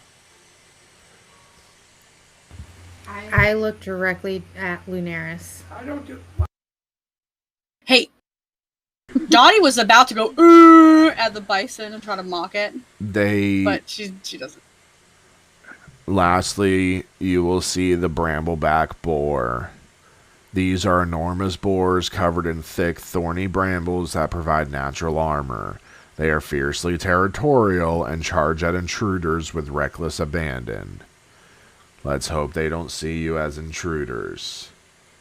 Any questions? No. Moving on. And you begin to move to the next section deeper in the jungle where more exotic creatures are sitting. Next up, we have the spectral serpent. These ethereal snakes phase in and out of the material plane, their translucent bodies glowing with an otherworldly radiance. They are guardians of ancient ruins and forgotten tombs. Sometimes, if we're lucky, they disappear and appear right on the car. What? I'm like looking around and I'm kind of inching away from the window. Next up, we have the Whispering Worm. These are serpentine dragons known for their ability to manipulate sound waves. They communicate through intricate patterns of vibrations and can create powerful sonic blasts with flicks of their tails. Next is the Starlight Lynx. These elusive felines have fur that resembles the night sky dotted with twinkling stars. You will see they are sleeping because they are nocturnal hunters that blend seamlessly into the darkness as they stalk their prey. And you all kind of look around to see the guide, and he's all the way at the front, and he's literally like this, reading word for word off of a paper for each thing. This guy hates his job. Next, you will. I want the boobs to snoot. Kitty. Kitty. Next, you will see the gilded gator. These golden-scaled reptiles inhabit sun-drenched swamps and marshes. Their hides are highly sought out. Sorry, somebody miswrote this. Sought after their beauty and durability, but capturing one is no easy feat. But I did it myself. Haha. Is there actually ha-has written on this? Yes. Next, sleeping up in the tree is the echoing owl. These nocturnal birds with feathers absorb and amplify sound waves. Their hoots can be heard for miles around, serving as both warnings and invitations to their woodland domain. Next, you will see the Frostfire Phoenix. And as soon as he says that, this large phoenix comes up, half blue, half red, and goes up to the top, flies up, and gets zapped. Not heavy, but gets zapped and kind of flies back down. Yes. That didn't hurt the phoenix, did it? Not any more than their daily death hurts them. You do realize that a phoenix dies and rebirths, so they do this endlessly forever. They're used to it. Anyways, lastly, we might be able to see, if you look in the trees, the ethereal arboreal. These are creatures that dwell in the highest branches of ancient trees, their translucent bodies blending seamlessly with the dappled sunlight. They're elusive and mysterious, rumored to possess the wisdom of the ages. And you guys can see a shimmer. And then it just goes away. I need everybody to go ahead and roll me an observation check. I thought you were about to say initiative. I was like, oh god. Yes, roll initiative. Oh, fuck! We're fighting an adorable boy. Dottie? 4 out of 12. Lunaris? 5 out of 12. Tarrant? 4 out of 12. Taralee? 5 out of 10. Okay. Tierney? I got another 12 out of 12. Okay. Stu sees it. 7 out of 12. So, you see... So, the three of you, because nobody else passed, you see the shimmer, and then it shows itself completely. And you see what looks to be a primate. It has long fur around its mouth that goes down into what looks like a long beard, and huge eyebrows that are very, very furry, long pointed ears with fur coming out, and a long curled tail that sits on its shoulder. And it sits there and it looks around and it looks to you.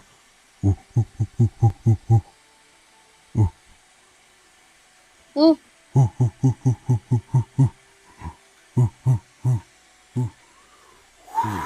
Disappears. What are you waving at? Yeah, what do you... Did you see something? That was cool. Cool. What was cool? Yeah. Hey, Yeah. I look up to the guy. Hey, Dottie's looking the does complete your wrong warrior have a direction. name? Did you name any of the animals? No. Can I name one? No. His name's Henry. Yes. Henry, that's his name. Anyways, as we move on, as you begin to move through, you begin to pass by scenic landmarks and hidden ruins hidden within the jungle, including waterfalls, cliffs, ancient temples covered in vines. You see some of the creatures move directly next to you. You see a normal monkey swing right through the truck. Close enough that if you reached out, you would grab it, and it swings through. I resist the urge. And you see off to the side, you see what looks to be some kind of cat-like creature. Doesn't look like anything you've ever seen before. Has iridescent scales on it, and it is walking through the bushes. You see the bushes move, and all you see is a shimmer as this thing steps out, and you see its head. It has like reptile-like eyes in it, so they're straight up and down, and it blinks sideways. And as you look at it, another head comes out next to it. Oh. And the heads look at each other, sniff, and they both turn to the side like they see a prey. And you see it begin to stalk, and it's the way a normal cat moves, where you see their shoulder blades moving. This is accentuated. It's even higher. It looks like their shoulder blades are double the size, which would mean that they have more rotation on their arms and legs. But as you see the back end, there are two tails, and the tails are barbed. And then those tails they're like whipping around each other back and forth, and then it disappears back into the jungle. What was that? Whoa. Good luck, kitty. What was that? I don't know. No, that was hey, cruel. Hey, guys! I finally got a question. What was that thing? What? It was a snake, like and a it had cat? 2 heads. It was a cat snake. Well, it's cat with scales and 2 heads. Oh,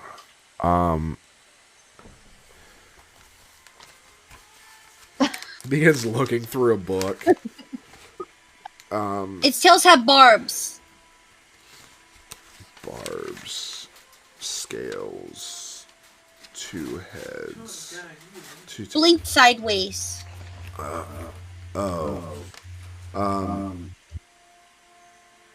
We don't have anything like that here. We just saw it. You do now. You do know. It looked like it was hunting something too. We need to end the ride. And he takes off. Hey! And as soon as you pull in and you park, everybody's cheering and all of that. He unlatches the doors, and he gets up and he just runs away. Oh, Okay. guys, Did could he Dottie leave just his ran book? as what we That's saw? I would emergency. leave the area. I don't think Dottie tries to take charge like I work here. Did he leave the Dude. book? Yeah, I'm gonna go see if he left his little field guide notes. Yeah, did he leave the Yes. book? No, he didn't leave the book. Okay. Yeah. I look. Is the vehicle still there, right? We're on it still. We haven't evacuated. You're on it. Before we Um, get to the do we want to try and drive this back into the park? No. We're at the park, right? No. Let's go to the temple thingy. Okay. Maybe we okay, should let the closest employee know that our guy just ran away. That might be a good idea. Maybe also I'm gonna tell look for them- somebody. Maybe Yeah. let them know that there's another creature in the. Yeah. Worker?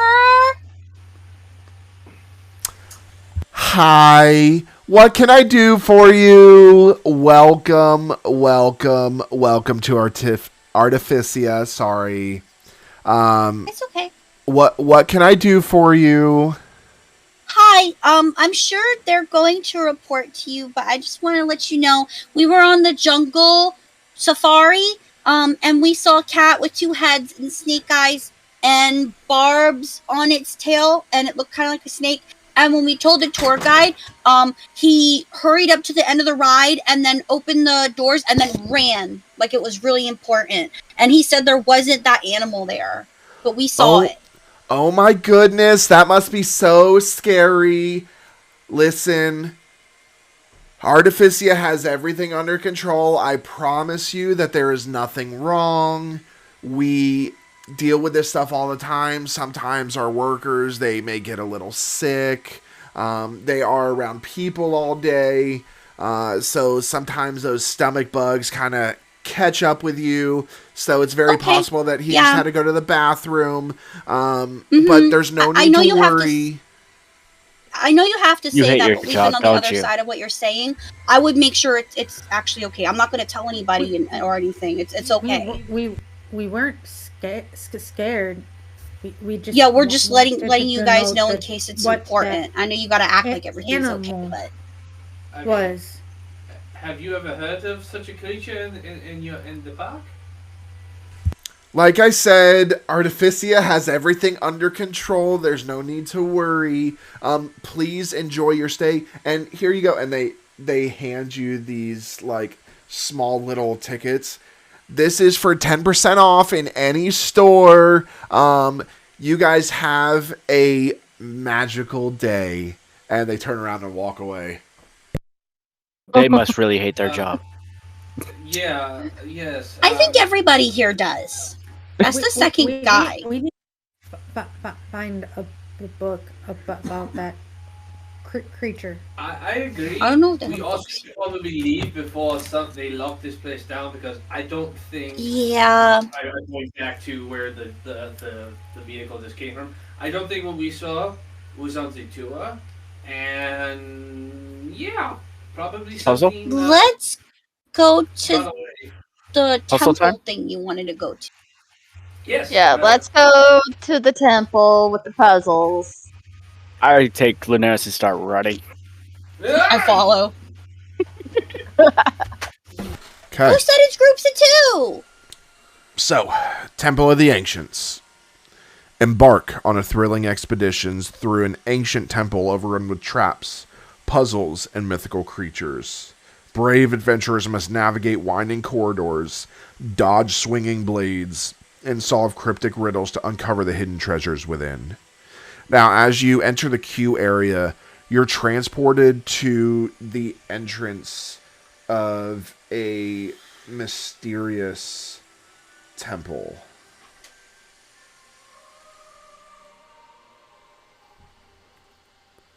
Hidden deep within the jungle, lush foliage and intricate carvings adorn the surroundings, setting the stage for the adventure that awaits. Before boarding the ride vehicles, you see this thing doesn't look entirely human or like a person of any kind. Everybody go ahead, give me a memory check. Okay. Dottie. 8 out of 12. Lunaros. I got a 1 out of 12. Yeah, I know, right? Tarrant. 8 out of 12. Taralee. 10 out of 12. Tierney. 7 out of 12. Okay, so you go blind. Yeah, I guess that's. Memory check. I don't mind memory. Yeah. No, you just forget everything. about Forget how to yourself. see. No, so Gave his name to another Fae again. you guys are trying to understand what this thing is, and those of you that passed, this is what's called a Magitronic. So it is a fake being that is made from machine parts and things like that, but it is infused with magic, so it's able to move and talk and speak, and it looks pretty lifelike. Okay, so it's not sentient. For those who may not, if we're going to translate 5e, is this like a Warforged? This is not. This, they are fixed in place. This is a animatronic. Oh, animatronic. Okay, so it's not just sentient. Gotcha. magical here. Oh, okay. It's not sentient. Oh. Gotcha. So, this Magitronic explorer character looks to each of you. Hello. Please beware of the dangers and secrets lurking within the temple. Please keep your hands and feet inside the vehicle at all times. And brace yourselves for a thrilling adventure. Is it a And roller it coaster? just pauses. I kind of like lean into Dottie. Is it me or did the voice and the lips moving not quite sync up? I don't think they did. How many seats are on each of the? I'm gonna look for the vehicle. Is it the same amount as the Safari, or is it like? No, it is 3 per vehicle. Who wants to sit with me? I'll sit with you. I grab Okay, who Karen wants to and be our Terry third? And I go. Stu. Yeah. Let's do that. And by the way, that's a Magitron. Oh. Oh, They stay in place and they're pre-programmed using magic. They're With that. What? they're pretty cool. I've made one before. Oh. Oh, that's cool. wow, that's so cool, Stu. Okay, so as you all get in, a bar locks you in. These are like rugged caravans outfitted for jungle exploration. Each vehicle is equipped with safety restraints and intricate magical screens that display vital information and updates throughout the ride. The expedition vehicles set off into the depth of the temple, navigating narrow passageways, dark chambers, and treacherous traps.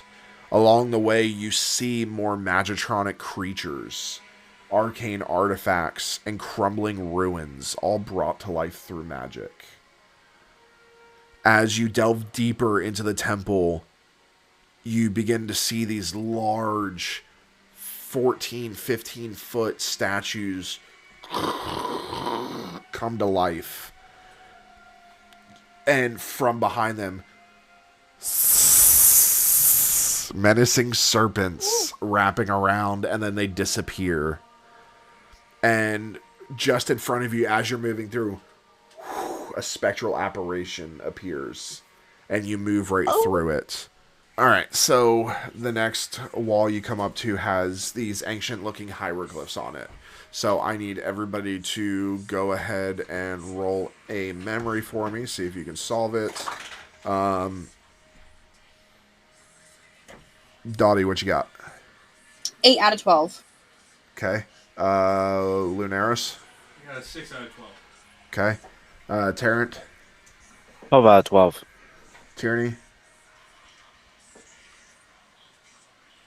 4 out of 12. And Tierney. Oh, I'm dead. Ooh, nice. Fake news. Bullshit. Okay, so Weighted dice.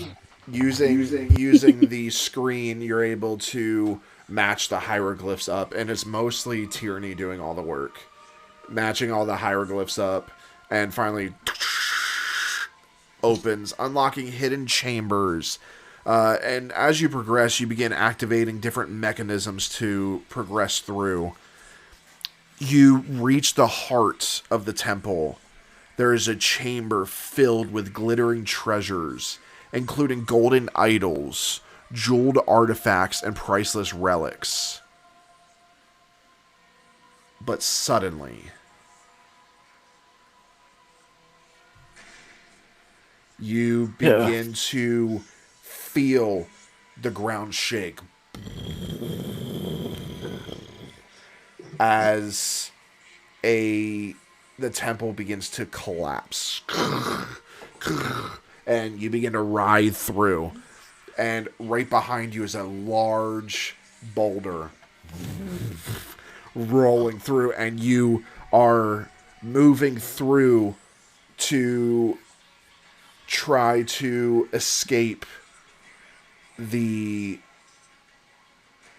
collapsing tunnels, hitting some of the water, moving through. Some of it is collapsing right next to you. You can almost feel the bits of rock hitting you. And as one of the walls begins to collapse, you go right under it, ducking your heads.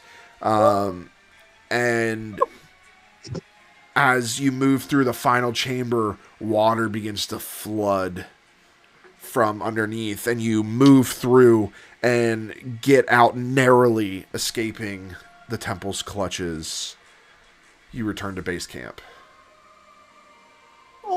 Your heart's pounding. That was scary. And everybody's cheering and applauding as it pulls up and you disembark.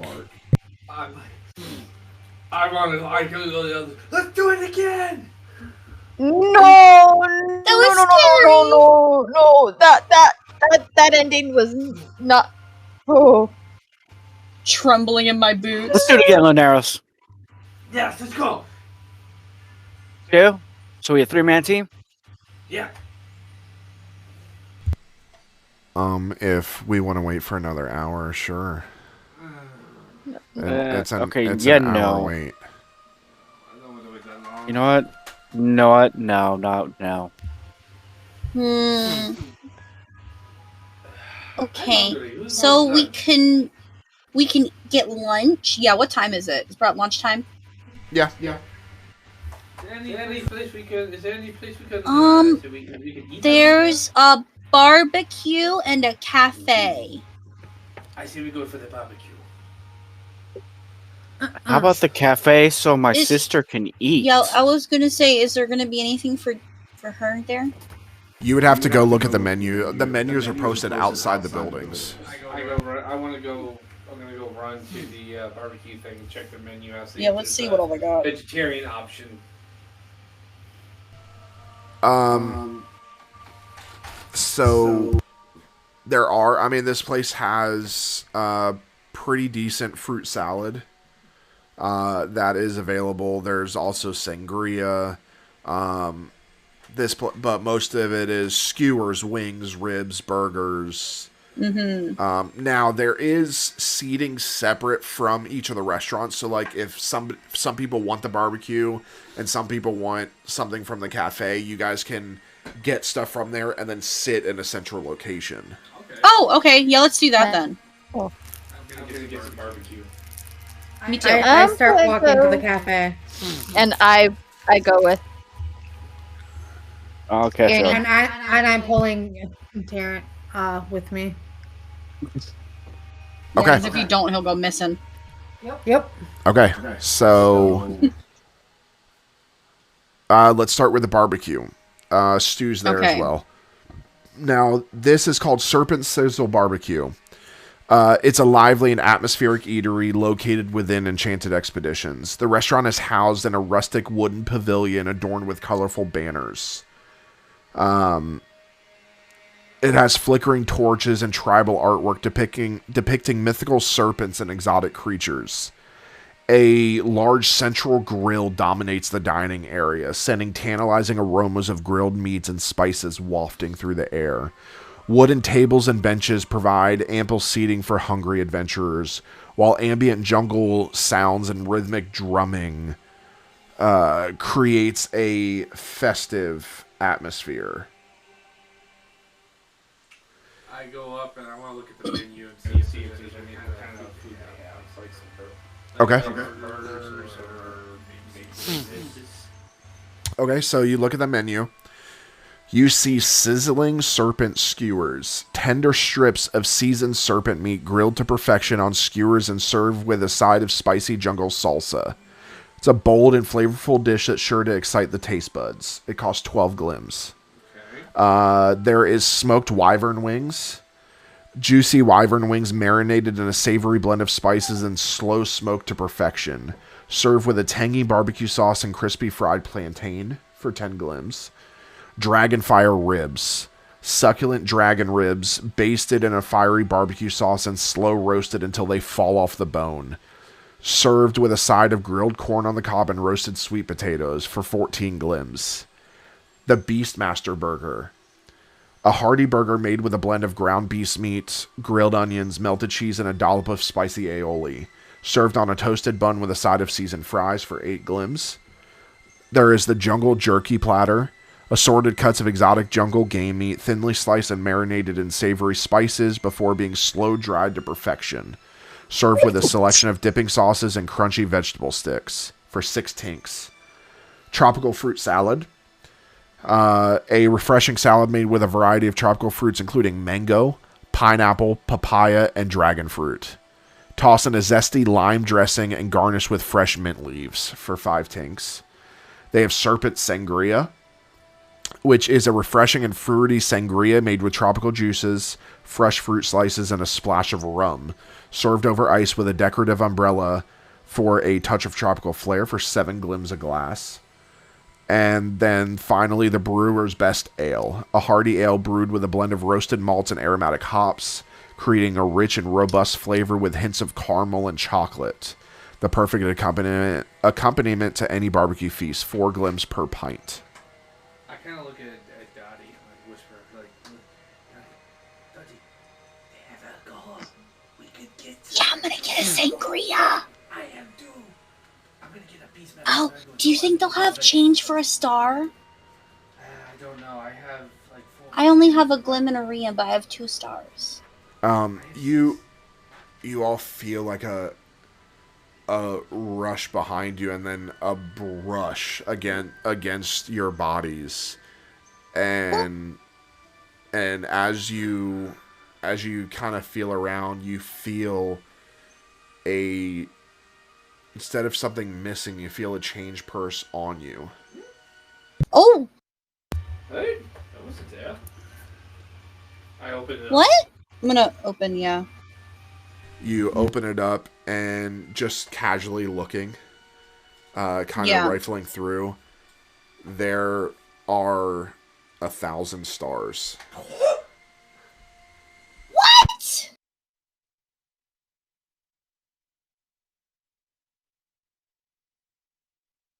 Whoa!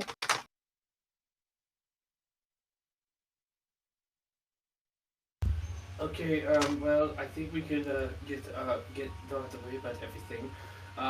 Let's Maybe go repay get up. Stu what you owe him, right? Yeah, that is true. I kind of go to the counter with I'm assuming Dottie, you're following me. Yeah. Mm-hmm. I kind of look to the wait there to let him know I'm ready to give an order. Okay. You see this jovial-looking half-orc that comes up, towering stature, and a booming voice, but there's a sense of warmth and enthusiasm. You guys have never seen a half-orc before. This does not exist where you guys are from. So wherever you are, there's stuff that exists differently. And his name is Grak. Yes, he loves to share his love for barbecue and adventuring. And he comes up, "Oh, hello, and welcome to Sharp and Sizzle Barbecue. What can I get for you?" hello. Yes. Can I please get a Beastmaster burger, please? No onions, and cooked medium. What do you offer? What are the sides again? The Beastmaster burger comes with a side of seasoned fries. There's potatoes cut really thin. I'll take one of those. This one. It comes with it. Actually, no. So I don't charge you extra. I meant extra. Extra fries, and for you, little one. Okay. I want some wyvern wings and a sangria, please. Oh, okay. Do you want anything to drink, big one? I will also have a sangria. Oh. How big are they? They're typical glass, so... And he's got these massive hands, So about that big.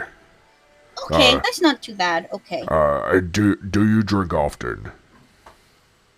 Not super often, no. Well, I think just one will do. Just split? Yes, probably. Okay. And you back there. Yes. I'll take a order of the sizzling serpent skewers, an order of the wyvern wings, an order of the ribs, an order of the Beastmaster burger, the jungle jerky platter, and sangria and the brewer's best ale. And he's writing it all down. He goes, So, everything but the fruit salad. Yes, that's right. I kind of just whisper to Stu, not try. Listen, this is a once-in-a-lifetime experience. If I don't walk out here 100 pounds heavier, I'm going to be very disappointed. Yeah, don't yuck his yum. I'm sorry. I just wanted to make sure. I mean, now that I think about it, I don't actually remember Stu eating anything. Stu's right there. All right, so it takes a little bit. I mean, it's freshly made barbecue, but everything is served to you to go, and this is the best things you've ever smelled. Like, Stu has this large bag of stuff, while the rest of you have like one bag with a little bit in it. Stu is carrying this large bag. I think we should go meet the others. Yeah, should we find a table? I agree. Alright, so everybody else, the Treetop Terrace Cafe. This is a serene and enchanting dining establishment nestled high among the treetops of Enchanted Expeditions. The cafe is housed within a spacious wooden platform built atop sturdy tree branches, providing breathtaking panoramic views of the surrounding jungle canopy. Canopy curtains made of flowing vines and colorful flowers sway gently in the breeze, casting dappled sunlight across the dining area. Wooden tables adorned with vibrant tablecloths and fresh floral arrangements offer guests a comfortable and inviting space to relax and enjoy their meal amidst the beauty of nature. So, are you guys looking at the menu? Okay. Yeah. Here you see a canopy caprese salad, a refreshing salad made with ripe tomatoes, fresh basil, and creamy mozzarella cheese drizzled with balsamic glaze. Served atop a bed of mixed greens and garnished with edible flowers and toasted pine nuts for 8 tinks. There is the Sunrise Breakfast Bowl, a hearty breakfast bowl filled with fluffy scrambled eggs, crispy bacon, sautéed mushrooms, and roasted potatoes, topped with avocado slices, salsa fresca, and a sprinkle of cheddar cheese for 10 glims. There is the Druid's Delight Wrap, a wholesome wrap filled with hummus, grilled vegetables, mixed greens, and marinated tofu, wrapped in a warm tortilla and served with a side of roasted sweet potato wedges and tangy tzatziki sauce for 9 glims. What was that again? The Druid's Delight Wrap. There is the Blossoming Bloom Burger, a gourmet burger featuring a grilled portobello mushroom cap instead of meat. Marinated in balsamic vinegar and herbs, topped with melted provolone cheese, caramel iced onions, and roasted red pepper aioli. Served on a toasted brioche bun with a side of mixed greens tossed in a citrus vinaigrette for 12 glims. Savory stuffed acorn squash, a seasonal favorite featuring roasted acorn squash stuffed with a savory mixture of quinoa, wild rice, dried cranberries, and toasted pecans, drizzled with maple syrup and sprinkled with fresh herbs for 11 tinks. Then they have jungle juice, a refreshing blend of tropical fruit juices including pineapple, mango, and passion fruit with a splash of sparkling water, served over ice with a sprig of mint and a wedge of fresh lime for 6 tinks a glass.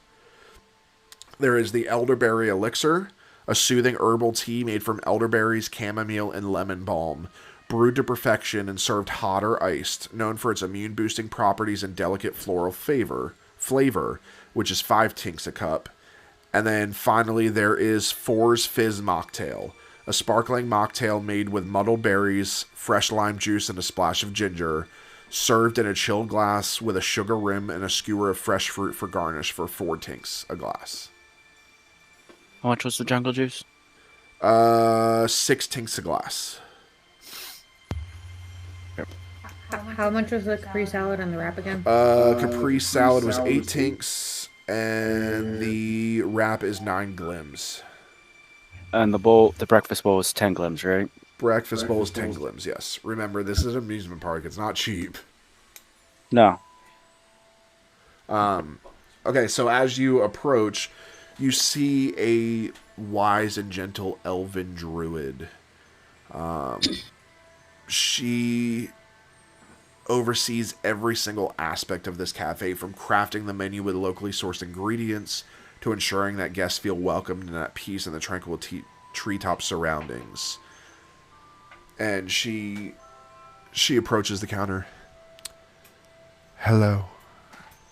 What can I do for you?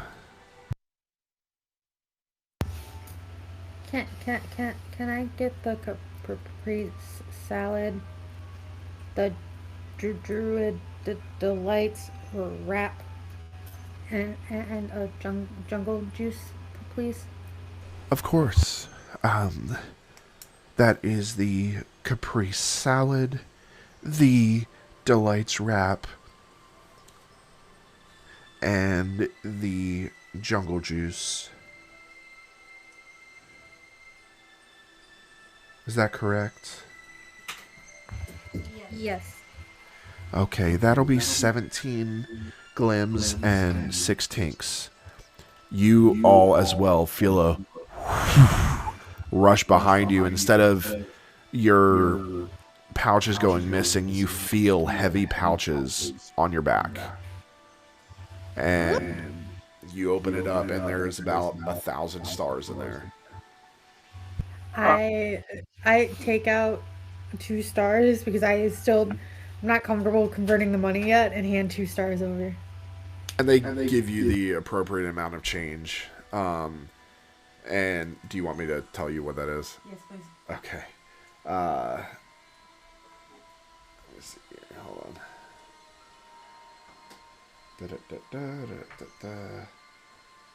So you... Oh, God.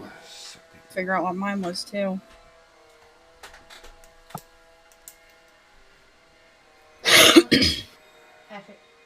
I'll just say I gave an entire star.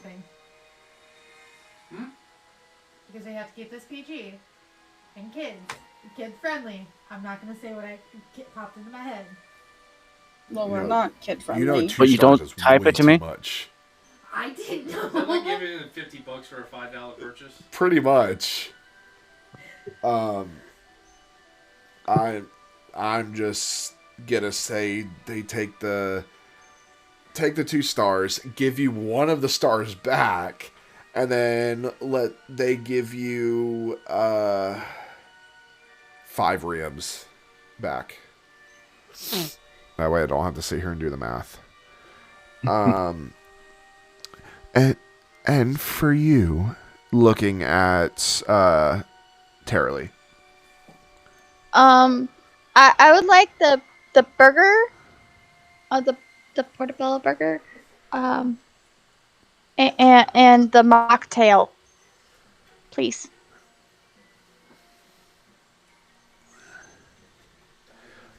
Okay, that'll be 12 glims and 4 tinks.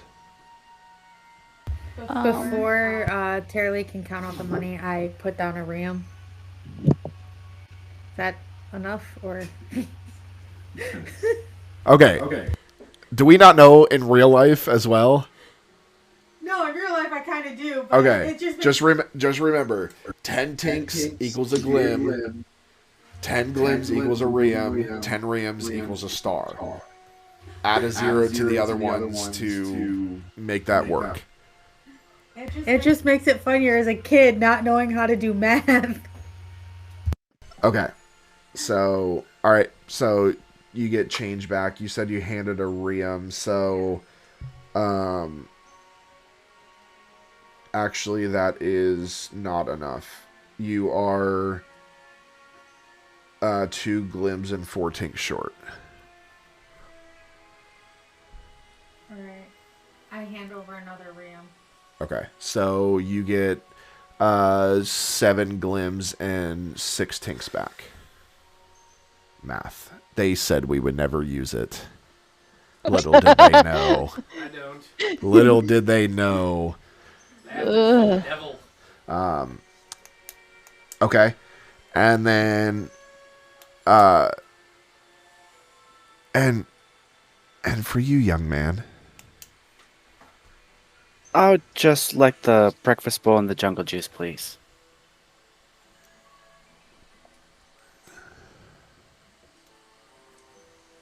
That will be 10 glims and 6 tinks, please. I pull out a star. I'm sorry, this is all I have. You should have just paid for everybody's. I mean, at that rate. You get back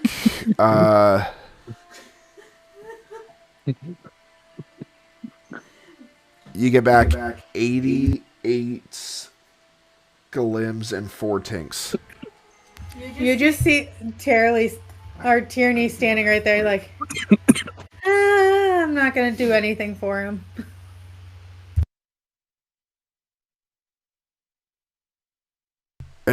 It would almost be worse paying for everything in tinks. Like, one at a time. Like, paying in fucking pennies. Yeah. Don't give me any ideas. Okay, so it takes a little bit, but each of you gets your food. You get it to go, and then all of you meet in a centralized sitting location where all of you have your foods. Get my big old burger, and I'm looking at everybody like, look at this is amazing. And I have my portobello burger.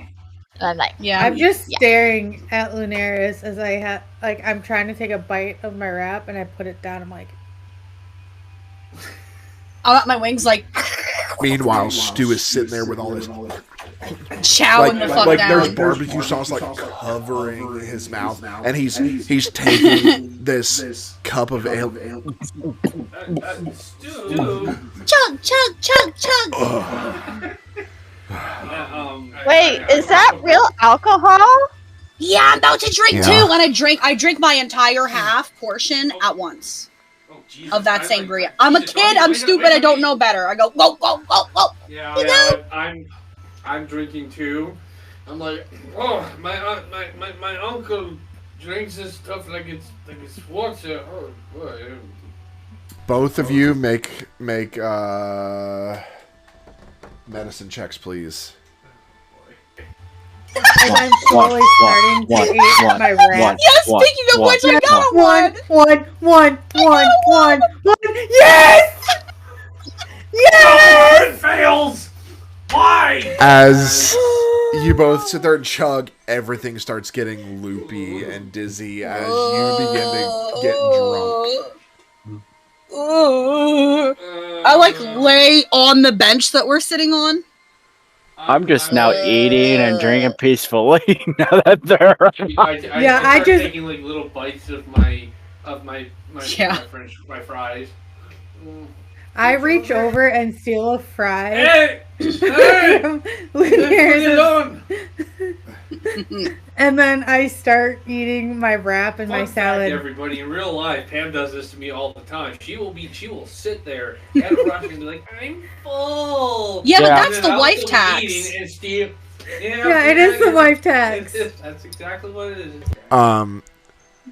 So you grab the fry and you like shove it in your mouth really quickly, and Stu's eating. He looks up and goes, "You know those are cooked in bacon grease, right?" I spit the fry out and take my jungle juice. I spit the fry out. I take my jungle juice and I just chug it. Is GM? Is that alcoholic? Oh, it's just actual just juice. Yeah, it's just fruit juice. Lou, GM, you're GM, my best friend. Yes, yes, you have. Ah. So, I'm looking Can't at hear you if them you're and talking I'm to- like, you can't hear me? No, I can't No? hear Ben.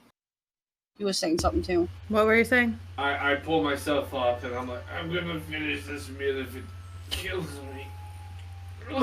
I'm gonna poke him to see if he falls over. I'm just sitting there like, I'm gonna- this is her first I'm gonna be time, swinging isn't my- it? Yeah. I'm gonna sit like next to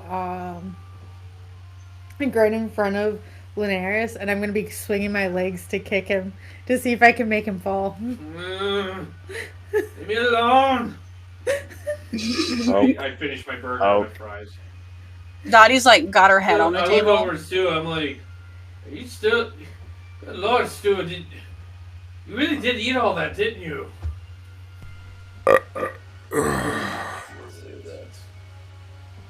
Yes, I did, and it was amazing. And you were drunk. You have not drank anything before. As he continues to drink, and it's not affecting him at all. Guys, Do you want to be on babysitting duty for Looney? You guys are my best friends. Hey, Stu, how much was the sangria? Don't do it. It's a trap. I believe it was 7 glims a glass. 7 glims of glass? Okay. I hand 7 glims. Oh, Or okay, hold on. How many glims? I start chewing on the wing, including the bone. If you hand a Riem, you'll get 3 glims back. Yes, but I'm trying to pay for 3. 7 times 3 is what? 21. We had half go. of one.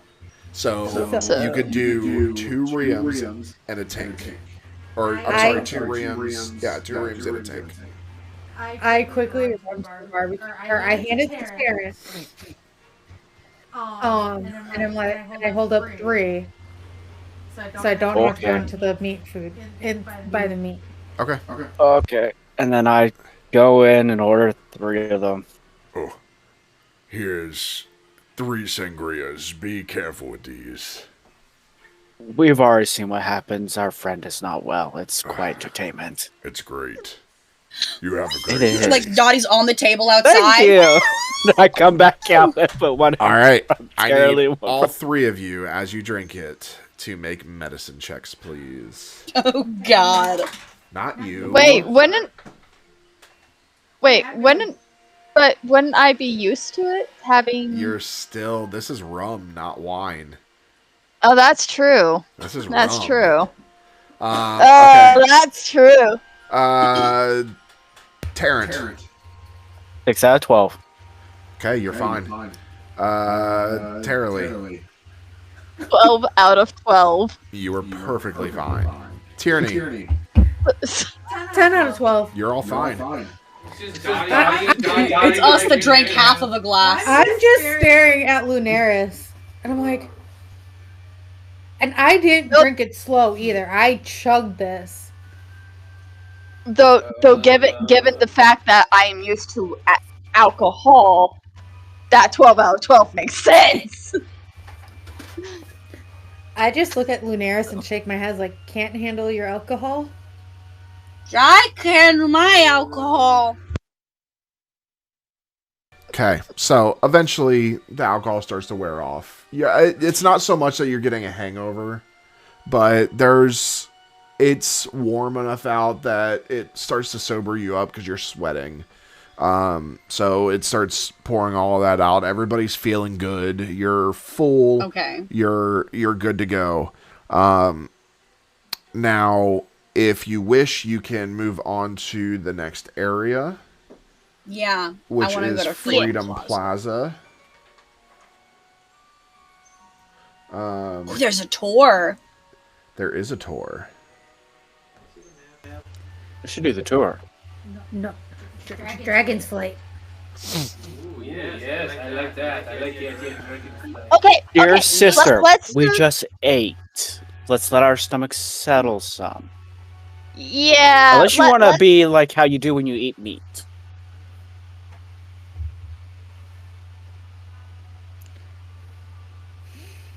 We'll go right after. Okay. As I stomp Tour. my feet towards the tour. Yeah. I'm like patting her shoulder, like it's okay. I want to find a stand that sells bottles of water. Yeah. Okay. It's easy to find. I mean, they're not bottles, but Well, just They're whatever vials. the flavor is. they're vials of water. Okay, I go up. Can I have a couple of vials of water, please? Easy enough. 5 tanks per vial. It's a fucking amusement park. What do you expect? Yeah, you're right. Yeah. I pull out 10 things and hand them over. Okay. 1 second. Let's see.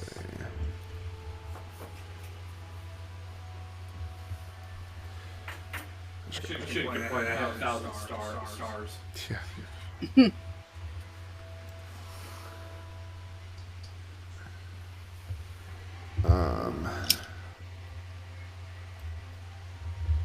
Okay. So as we move into the next section, give me 1 second.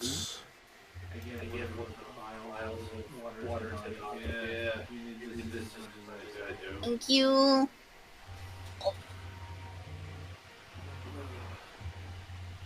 I've never drinking for this in my life. I It's am. not that bad. Oh, yeah. It was fine. Yeah, I am very thirsty. I know you are. I'm I not. thought you said he was hungover. No, I'm just being Lunaris and over dramatic. Lunaris being is overdramatic. being Lunaris.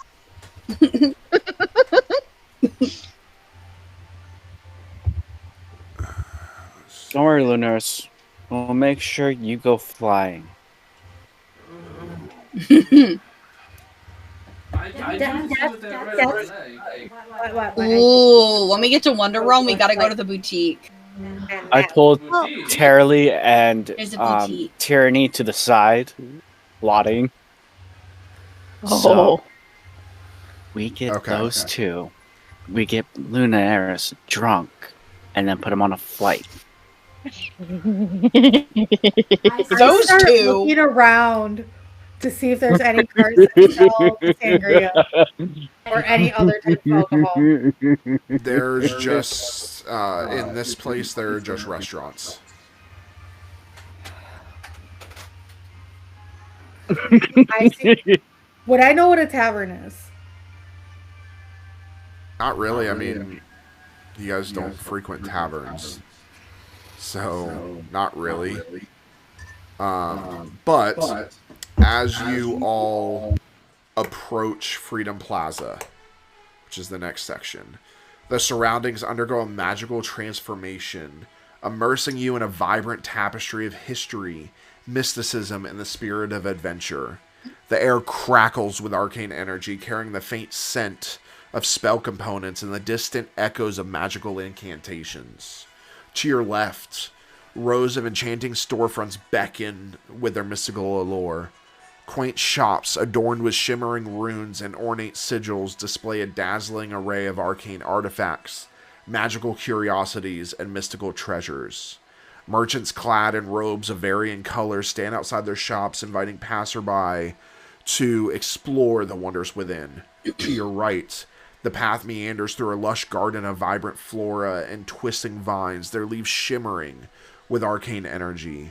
Hidden alcoves and secluded pathways reveal glimpses of mysterious portals, ancient ruins, and forgotten tombs, hinting at the secrets that lie hidden beneath the surface. And in the distance, the towering spire of the Liberty Bell Tower rises majestically against the sky, its magical chimes ringing out in a symphony of freedom and adventure.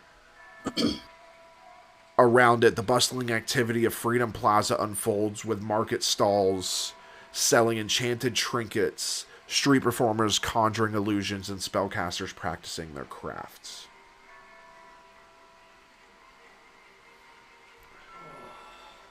Oh. Okay, should we do the tour first? Or I think we said we just. Let our stomachs settle down first. Yeah. yeah. Let's go over to the tour. Yeah. And then Let's do the tour afterwards, first. Then I say afterwards we do the Flight of the Dragon. Yeah. Sounds perfect, Lunaros. Okay. Why are you saying it like that? So, Sorcerer's Scroll Tour. Guests embark on a magical journey through the history of Freedom Plaza, aboard enchanted scrolls that float and glide through the air. Along the way, they witness pivotal moments in the realm's quest for freedom, encountering animated scenes and interactive displays that bring the past to life. You start out in a grand chamber of a sorcerer's tower, where you're greeted by another Magitron, a wizard, who begins to set your stage. It begins to move, and you climb on these platforms, and it raises a staff, and the scrolls begin to hover. And you all take off. And this is freestanding, so there's bars around it, so you guys can move. Like, there's netting and stuff, so nobody can fall off. But you guys are able to freely walk and move. And the scroll begins to glide through a shimmering portal, transporting you to the bustling streets of Freedom Plaza during its founding. All of a sudden, through portals, you see the arrival of the realm's... That was husband, his Discord.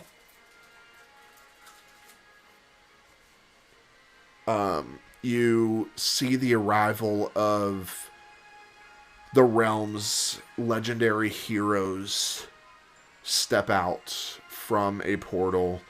You see a large... You're not sure what it is. You've never seen one of them before, but it looks like a human. Very, very gigantic. Bald head, black beard, tattoos covering his body. And he begins to walk through a crown on his head. And behind, you see a... You're not sure what this is. It is almost human-like, but this shimmer of ethereal energy looks to be holding a staff, some kind of warlock maybe, moving through. You see some type of, like, walking fish person walking through. You see a person walking through that, as they step through, they kind of transform into what looks to be a werewolf. A elven teenager walks through, machine parts everywhere, stepping through. You see a tall horned creature, purple skin, very flamboyant looking man walking through, stepping through the portal. You see a elf, looks to be some kind of woodland elf with a bow on his back, stepping through the portal. You see another of these horned creatures that moves up to the other one, and she wraps her arms around his. You see a golden looking, like, humanoid dragon stepping through, and it steps through and looks around and crosses its arms. You can almost see the ground shake when this next one walks in, and you see a large furry creature with large horns step through, bigger than everybody else. You see a couple of short little gnomish creatures walking through. They look like they're related to some extent, carrying staves and wands. You see a short male gnome step through, long beard, steps through right next to them. And then finally you see step through a female, red skin with, looks like fire for hair,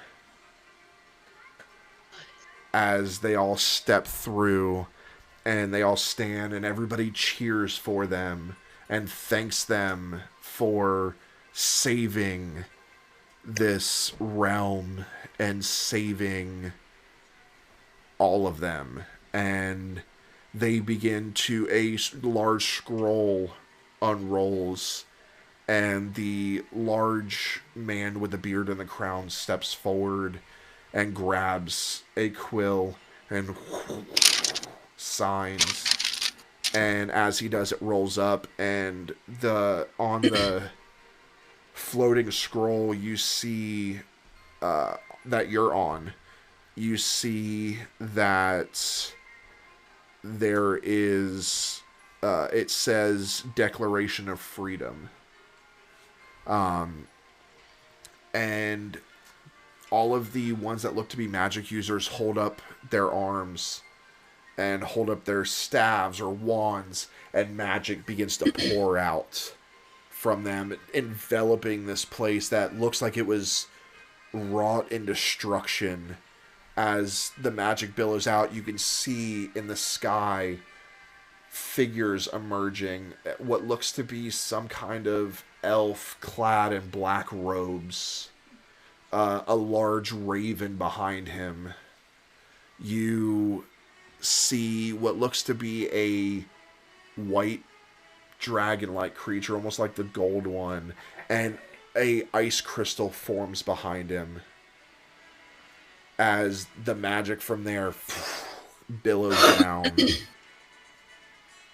Then the scroll that you're on moves and kind of goes back in time, and you see this epic battle of all of these heroes fighting in various ways, some of them dying, some of them falling, getting resurrected back up, fireballs. You see just various forms of magic, black and purple magic swirling around. You see the werewolf transform and begin running, jumping and clawing through the large figure who you now figure out is some type of warrior grabs a large axe like this and runs through, begins yelling, and you can hear some of the sounds. Some of it's muffled because you are so far up, but all you can hear out of anything, you can hear this yell as this man runs through, and he grabs it and goes, "I would like to rage," and he runs through and starts impaling people with the axe, slicing off limbs. This ethereal creature begins casting black and purple magic through. The elven girl begins calling these look like magitronic creatures out, and they begin attacking stuff. And she throws a few daggers as well. You see the large horn figure, the male, he kind of flourishes his hands as magic spews out. The other horned creature next to him runs forward screaming just like the large man and begins beating on everything. Various things going, and you see weaving through magical barriers, epic duels as magic collides. And then you transport through another portal back even further to the forming of what this place calls the Guardians of Freedom. And each one, there's statues of each one of them. And as you guide through the statues, you can see the large man with the beard and the crown. On the bottom, it says Maresh. It moves on to a gnomish figure, female. Looks to be some kind of druid. And it says Arlie on it. Yeah? It was definitely. Yeah. The next is some kind of fish creature. And standing next to him on the statue is what looks to be some sort of like oozy creature that's shorter than him. And then next to that is a smaller fish female. And it says Belvis across it. Is he holding up Quackicus high in the air? Then the next, you see this person transforming. Half of their face is a wolf. And on the bottom it says Bakira. And underneath it says our fearless leader. And then it moves on to the elven girl. And it says the one who started it all and created this world. Charlie. Then Had a feeling. it moves on to the large man with the curly horns, and it says the benefactor, J. Dean, will always love Belvis. Then right next to him is the other creature with the curved horns, and it says, "Will always love J. Dean, Safi." Next to that is the other, looks to be kind of a woodland elf with a bow, and it says Rohan across it.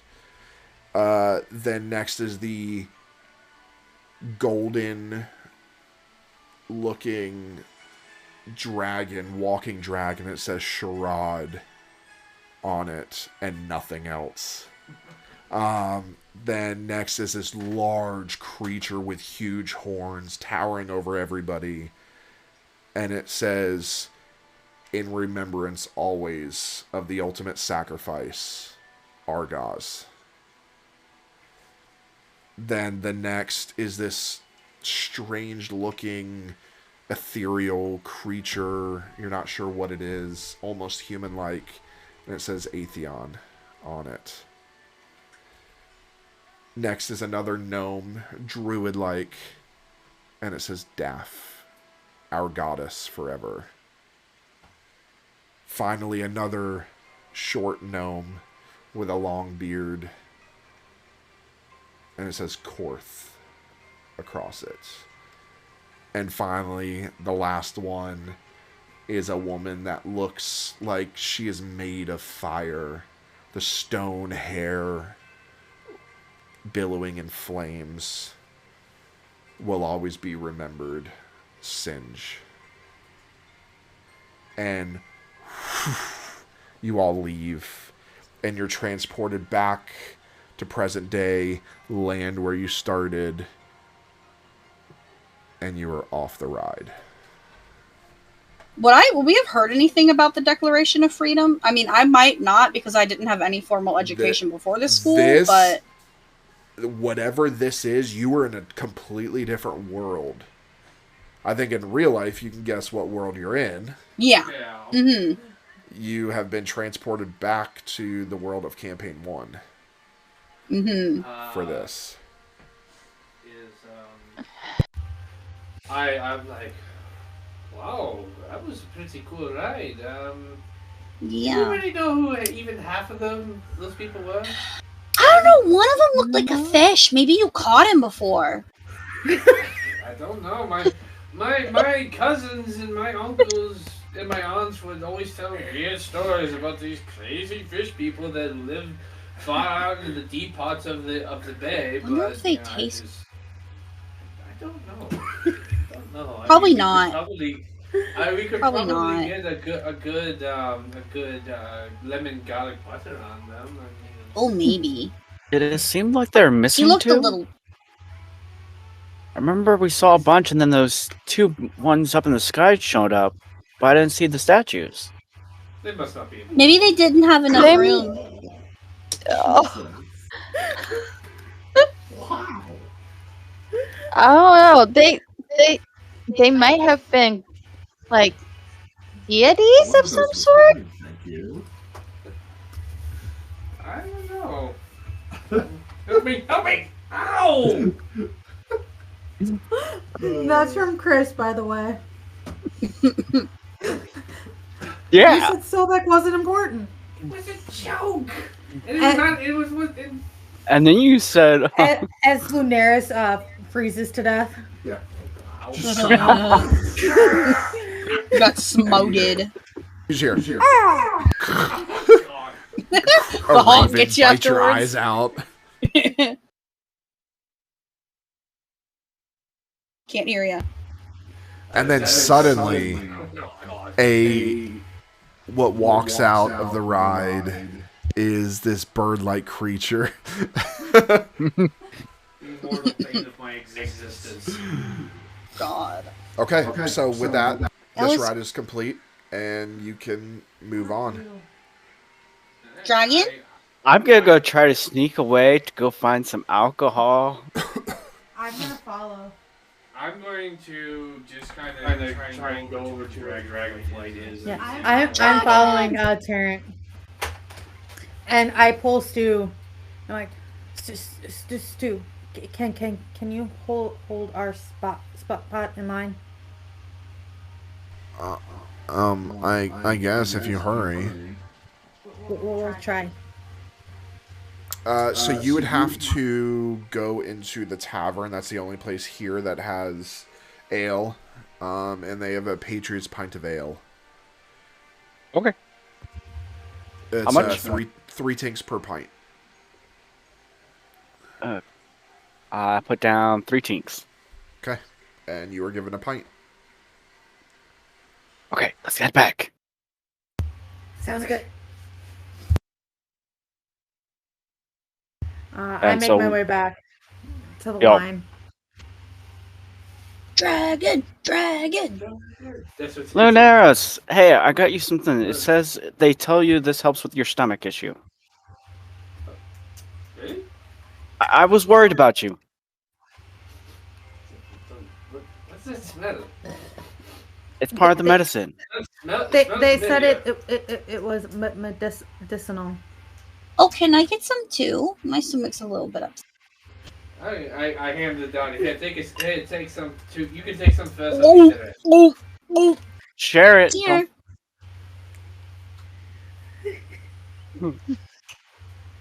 Both you go ahead and roll medicine checks, please. One. Shit! I got another one! You both begin to feel tipsy Oh. as you make it to Dragon's Flights. Julia, what was that? What was the medicine called again? We just got dosed.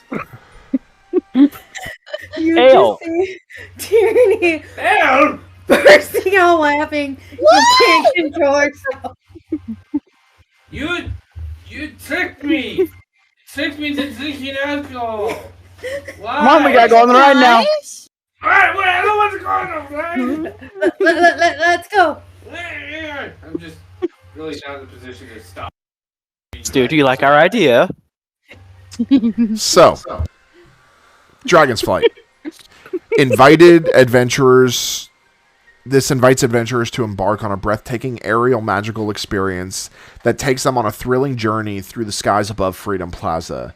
Guests climb aboard majestic wooden wyverns, mythical creatures with wings of shimmering scales and fiery breath, for an adrenaline-pumping adventure unlike any other. As they soar through the clouds, they encounter mystical creatures, perilous obstacles, and ancient wonders, experiencing the exhilaration of flight and the thrill of adventure. So you gather in Wyvern's Roost, a towering platform perched high above Freedom Plaza. There are majestic wyverns, wooden wyverns, waiting to carry you on your journey. And you're ushered into the wyverns, and again, you're laying down once again. And everybody's strapped in. You're kind of like teetering off. And suddenly, they take flights. Breathtaking ascent into the clouds above. You feel the rush of wind in your face and the exhilaration of soaring through the sky as you climb higher and higher, leaving Freedom Plaza far below. As you reach the peak of your ascent, you find yourself soaring over the misty mountains that surrounded Freedom Plaza. Below you, lush forests, cascading waterfalls, and hidden caves stretch as far as the eye can see. Suddenly, you dive into the heart of a towering mountain where you discover the lair of a mighty dragon. The dragon looks up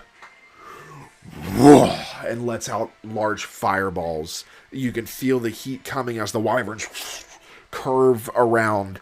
I get sick. You both all over the animatronic dragon. You navigate treacherous caverns and narrowly escape the clutches of the dragon's fearsome claws as it... And you race out, emerging from the depths of the mountain. You ascend to the highest peak of Freedom Plaza, where you have a panoramic view of the realm below. You feel the rush of adrenaline as you soar through the clouds, banking and twisting through the air with the grace and agility of a true wyvern. With one final dive back down, you both puke again. You descend back towards Freedom Plaza, your hearts pounding with excitement and exhilaration.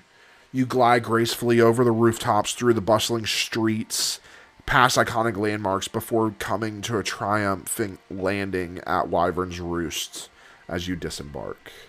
I just kind of fall off.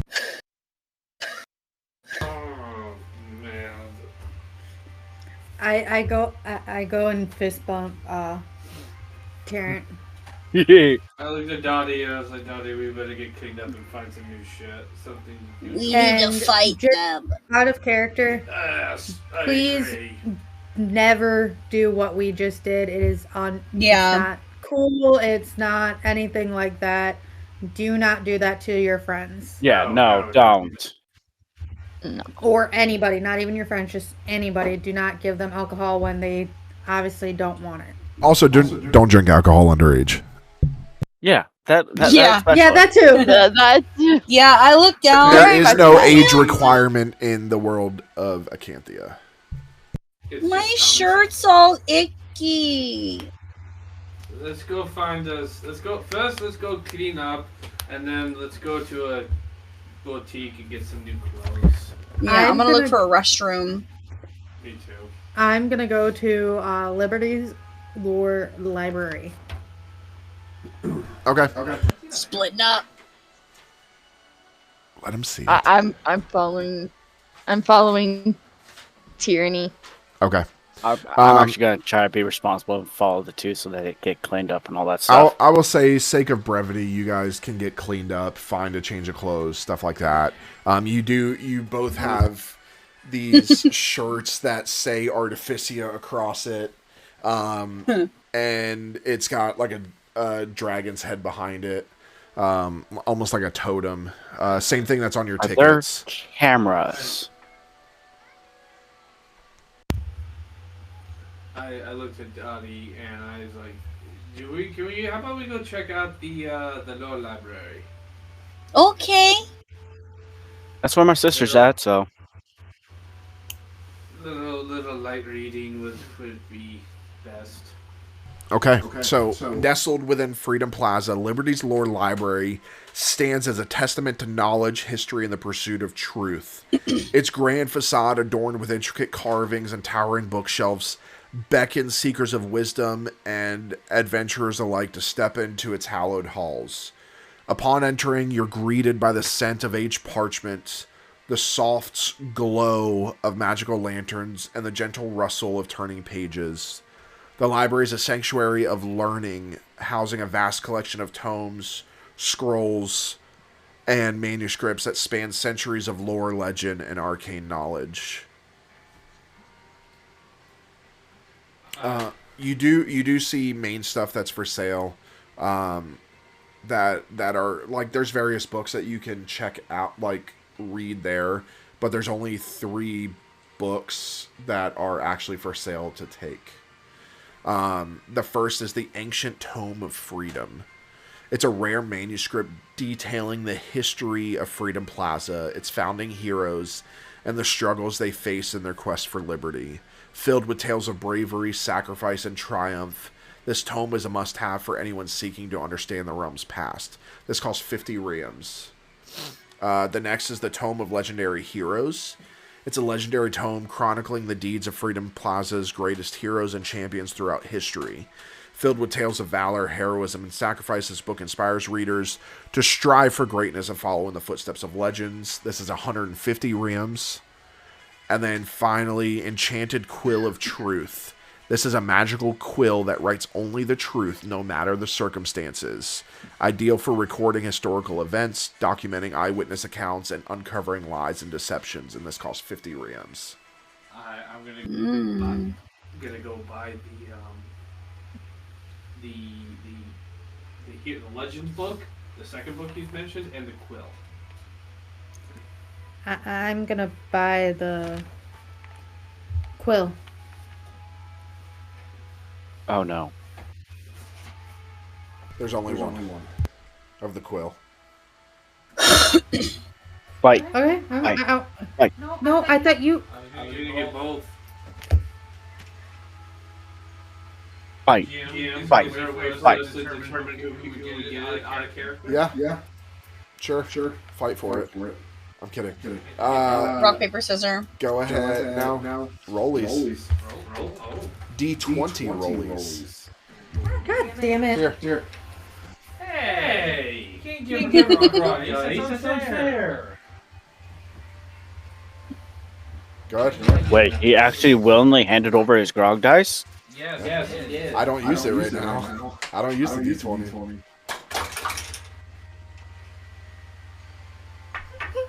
I rolled a 1! I rolled You're this still same drunk. as last- an 8. We're over in the corner looking at like a pile of rocks as if they're merchandise. That's what They're I'm still waiting on. drunk, so. Okay. So you get the quill. You get the Tome of Legendary Heroes. So 150 reams, 50 reams. 50, so I hand over 5 stars. No, that That's right. 10 reams That's equal right. 1 star. Yes. So I hand 5 stars. Okay. Alright, let's see. I had to go back in my notes and check what the mathematics was. Yeah, I just put it under the bits area. Alright. Yeah, I'm gonna have to do that. Oh, yeah. Maybe we Did should you switch our almost- turn the right way. I'm gonna laugh at my ass if you bust your ass one day. Alright. So.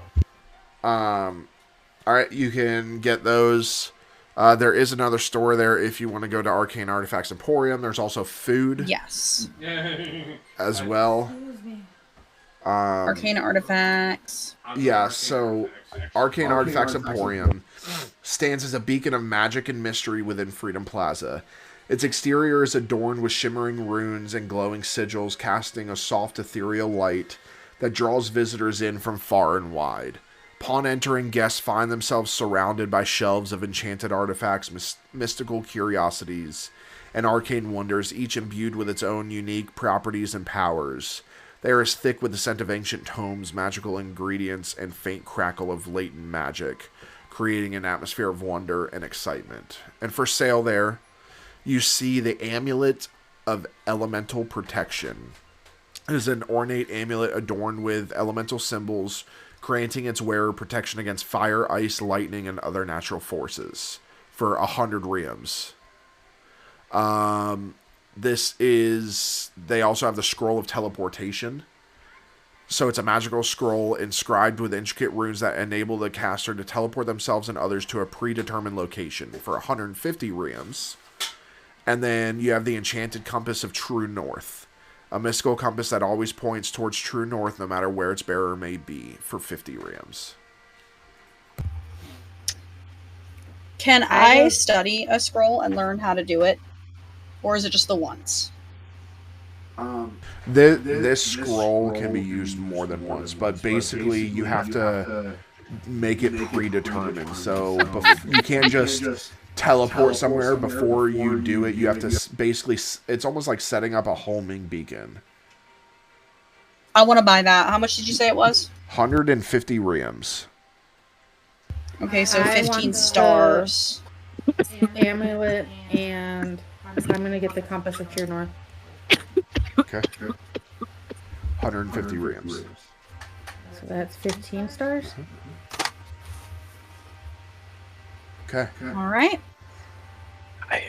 Well, now that they're all sold out. I'm just happy with my book. All right. So, if you wish, there is 2 places to eat, or you can move on. I don't think we're hungry yet. Oh no, you guys did empty your stomach. Yeah, we did. We Yeah. did get sick. We probably are hungry. I looked at the others like, is it dinner time? Yes. What time is No. But we got can go 2 get a more snack if you're places hungry. to go, but we might as well eat everywhere because it's not like we're coming back ever, probably. this? Yeah, that's true. Do you want to go to... I don't want to go to a tavern very much right now. I would really like to go to the banquet hall. Oh, okay, I'll go there. I'll go there. Okay. Okay. Okay. All right. So, I will say that this place is inspired by a certain place at a certain destination that I can't name because I don't want to get sued. But it's inspired by it. It's one of my favorite restaurants in that place with mouse ears. So, this is the Patriots Banquet Hall. It's a grand dining establishment located at the heart of Freedom Plaza, where guests gather to feast on hearty meals, raise a toast to freedom, and celebrate the spirit of adventure. Its imposing facade, adorned with patriotic banners and symbols of liberty, stands as a testament to the resilience and unity of the realm. Inside, the hall is adorned with rich tapestries, polished wood furnishings, and flickering torches, creating an atmosphere of warmth and camaraderie. The air is filled with the savory aroma of roasting meals, freshly baked bread, and savory stews, enticing guests to take their place at the table and indulge in a culinary adventure fit for heroes. And then, let's see. Give me 1 second.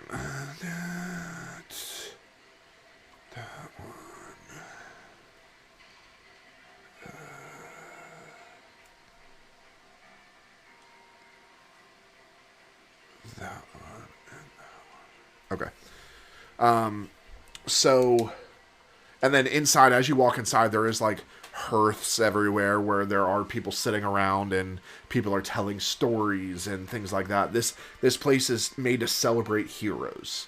So stories are being told. So you all get like a big dining table, and you see the menu. The first is Freedom's Feast. This is a hearty platter featuring roasted meats, savory pies, and seasonal vegetables, served with a generous helping of mashed potatoes and gravy. Perfect for hungry adventurers looking to refuel after a day of exploration for 15 rams. Just keep in mind, most of this stuff is meant to be shared as well. So it's a banquet hall. That's why you'll see higher prices, because they're meant to be shared. And they're bigger dishes. Next is Liberty's Roast Turkey. A succulent roast turkey seasoned to perfection and served with cranberry sauce, stuffing, and a side of roasted vegetables. A classic favorite that never fails to satisfy for 10 reams. Then there's Revolutionary Stew. A hearty stew made with tender chunks of beef, root vegetables, and savory herbs, served with a crusty loaf of bread for dipping. Comfort food at its finest, perfect for warming the soul on a cold winter's day for 8 glims. Freedom's Bounty Salad, a refreshing salad made with crisp greens, ripe tomatoes, cucumbers, and shredded carrots, topped with crumbled cheese and a tangy vinaigrette dressing. A light and flavorful option for those seeking a healthier alternative. That's only 6 tinks, because they're smaller plates. Patriots Pie. A savory pie filled with seasoned meat, vegetables, and gravy, baked to golden perfection, and served with a side of mashed potatoes. A hearty and satisfying dish that's sure to please even the most discerning palate for 7 tinks. They have Liberty's Lemonade. A refreshing drink made with freshly squeezed lemons, pure cane sugar, and sparkling water. Served over ice with a sprig of mint. The perfect way to cool off on a hot summer's day and to toast to the joys of freedom. It's 3 tinks per glass. And that is it. Look to the others, and maybe we should get the platter. And I look to Tierney, and we get a salad for you, and we just kind of just split with everything's there. I mean, at Okay least with with the that? platter, there's also still some more options for my sister as well that she could take from. Of course. Well, unless they're cross-contaminated. They're not. They're all made separate. Plus, she can eat mashed potatoes and gravy. So. Gravy! Do that. I think we should do that. Stu, how much of this are you going to eat? Or do you need to get your own set of thing? No, we can share, but let's get a Freedom's Feast, a Liberty's Roast Turkey, a Revolutionary Stew, Freedom's Bounty Salads for everybody, Patriots Pie, and Liberty Lemonade for everybody. Okay. Sure. Okay. Okay. All right. So, as you all begin to dine on this meal, some of the best food you've ever had, the mashed potatoes, nice and fluffy and rich. You can, as you bite through the mashed potatoes, you can taste the butter melting in your mouth.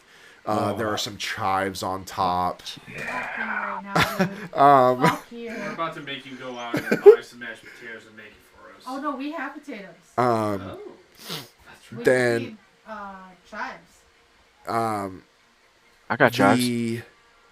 The roasted meats, slow roasted over 5 to 6 hours, heavily seasoned. It as you grab it and bite it, it just melts in your mouth. The seasonal vegetables at this point, carrots, cooked carrots, celery, things like that. Nice hearty stuff.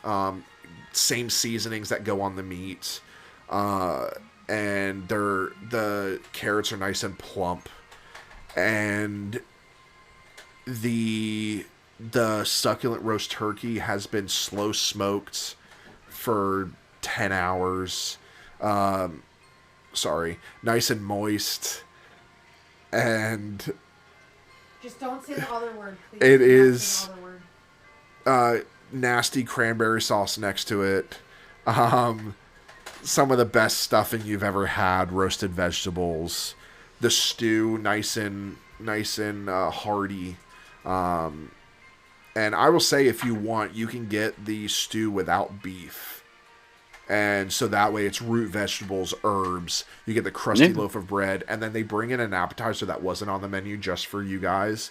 And as it slid on, you look, and the waiter goes, "Yes, here. This is courtesy of the gentleman sitting at the hearth.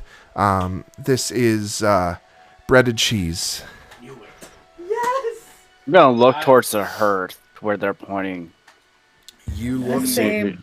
You look towards the hearth, and sitting there telling a story, mug in hand, hunched over, is a rather large man with a bald head and a black beard.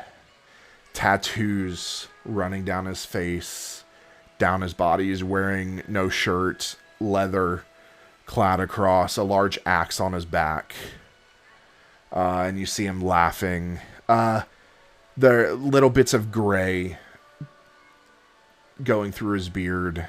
He's a little aged and weathered, scars across his body. And sitting, he is about the same size as most of the people that are standing up.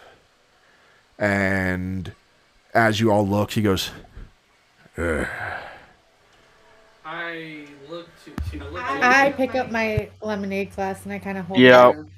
Yep. And I kind of whisper to Donnie, it's like, does he look familiar? He looks like the king from the scroll flight. But that was. How long ago was that? He can't be. No, it's got to be some Hi. person. It's got to be somebody. It's been 100 years. It's got to be somebody pretending to be him. I dare you go up and ask him. I double dog dare. I double dog dare you. No. I look at Dottie. Me?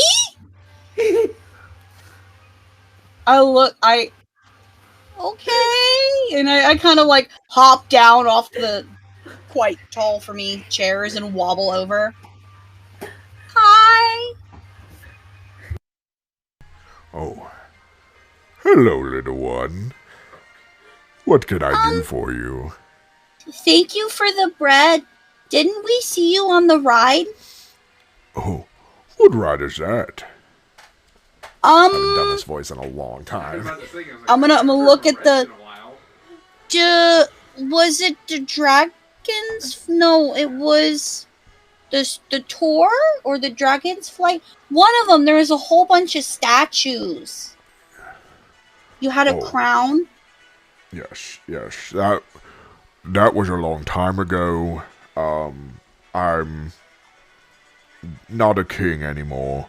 It seems that when you live to be 130 years old, they kind of take your crown away.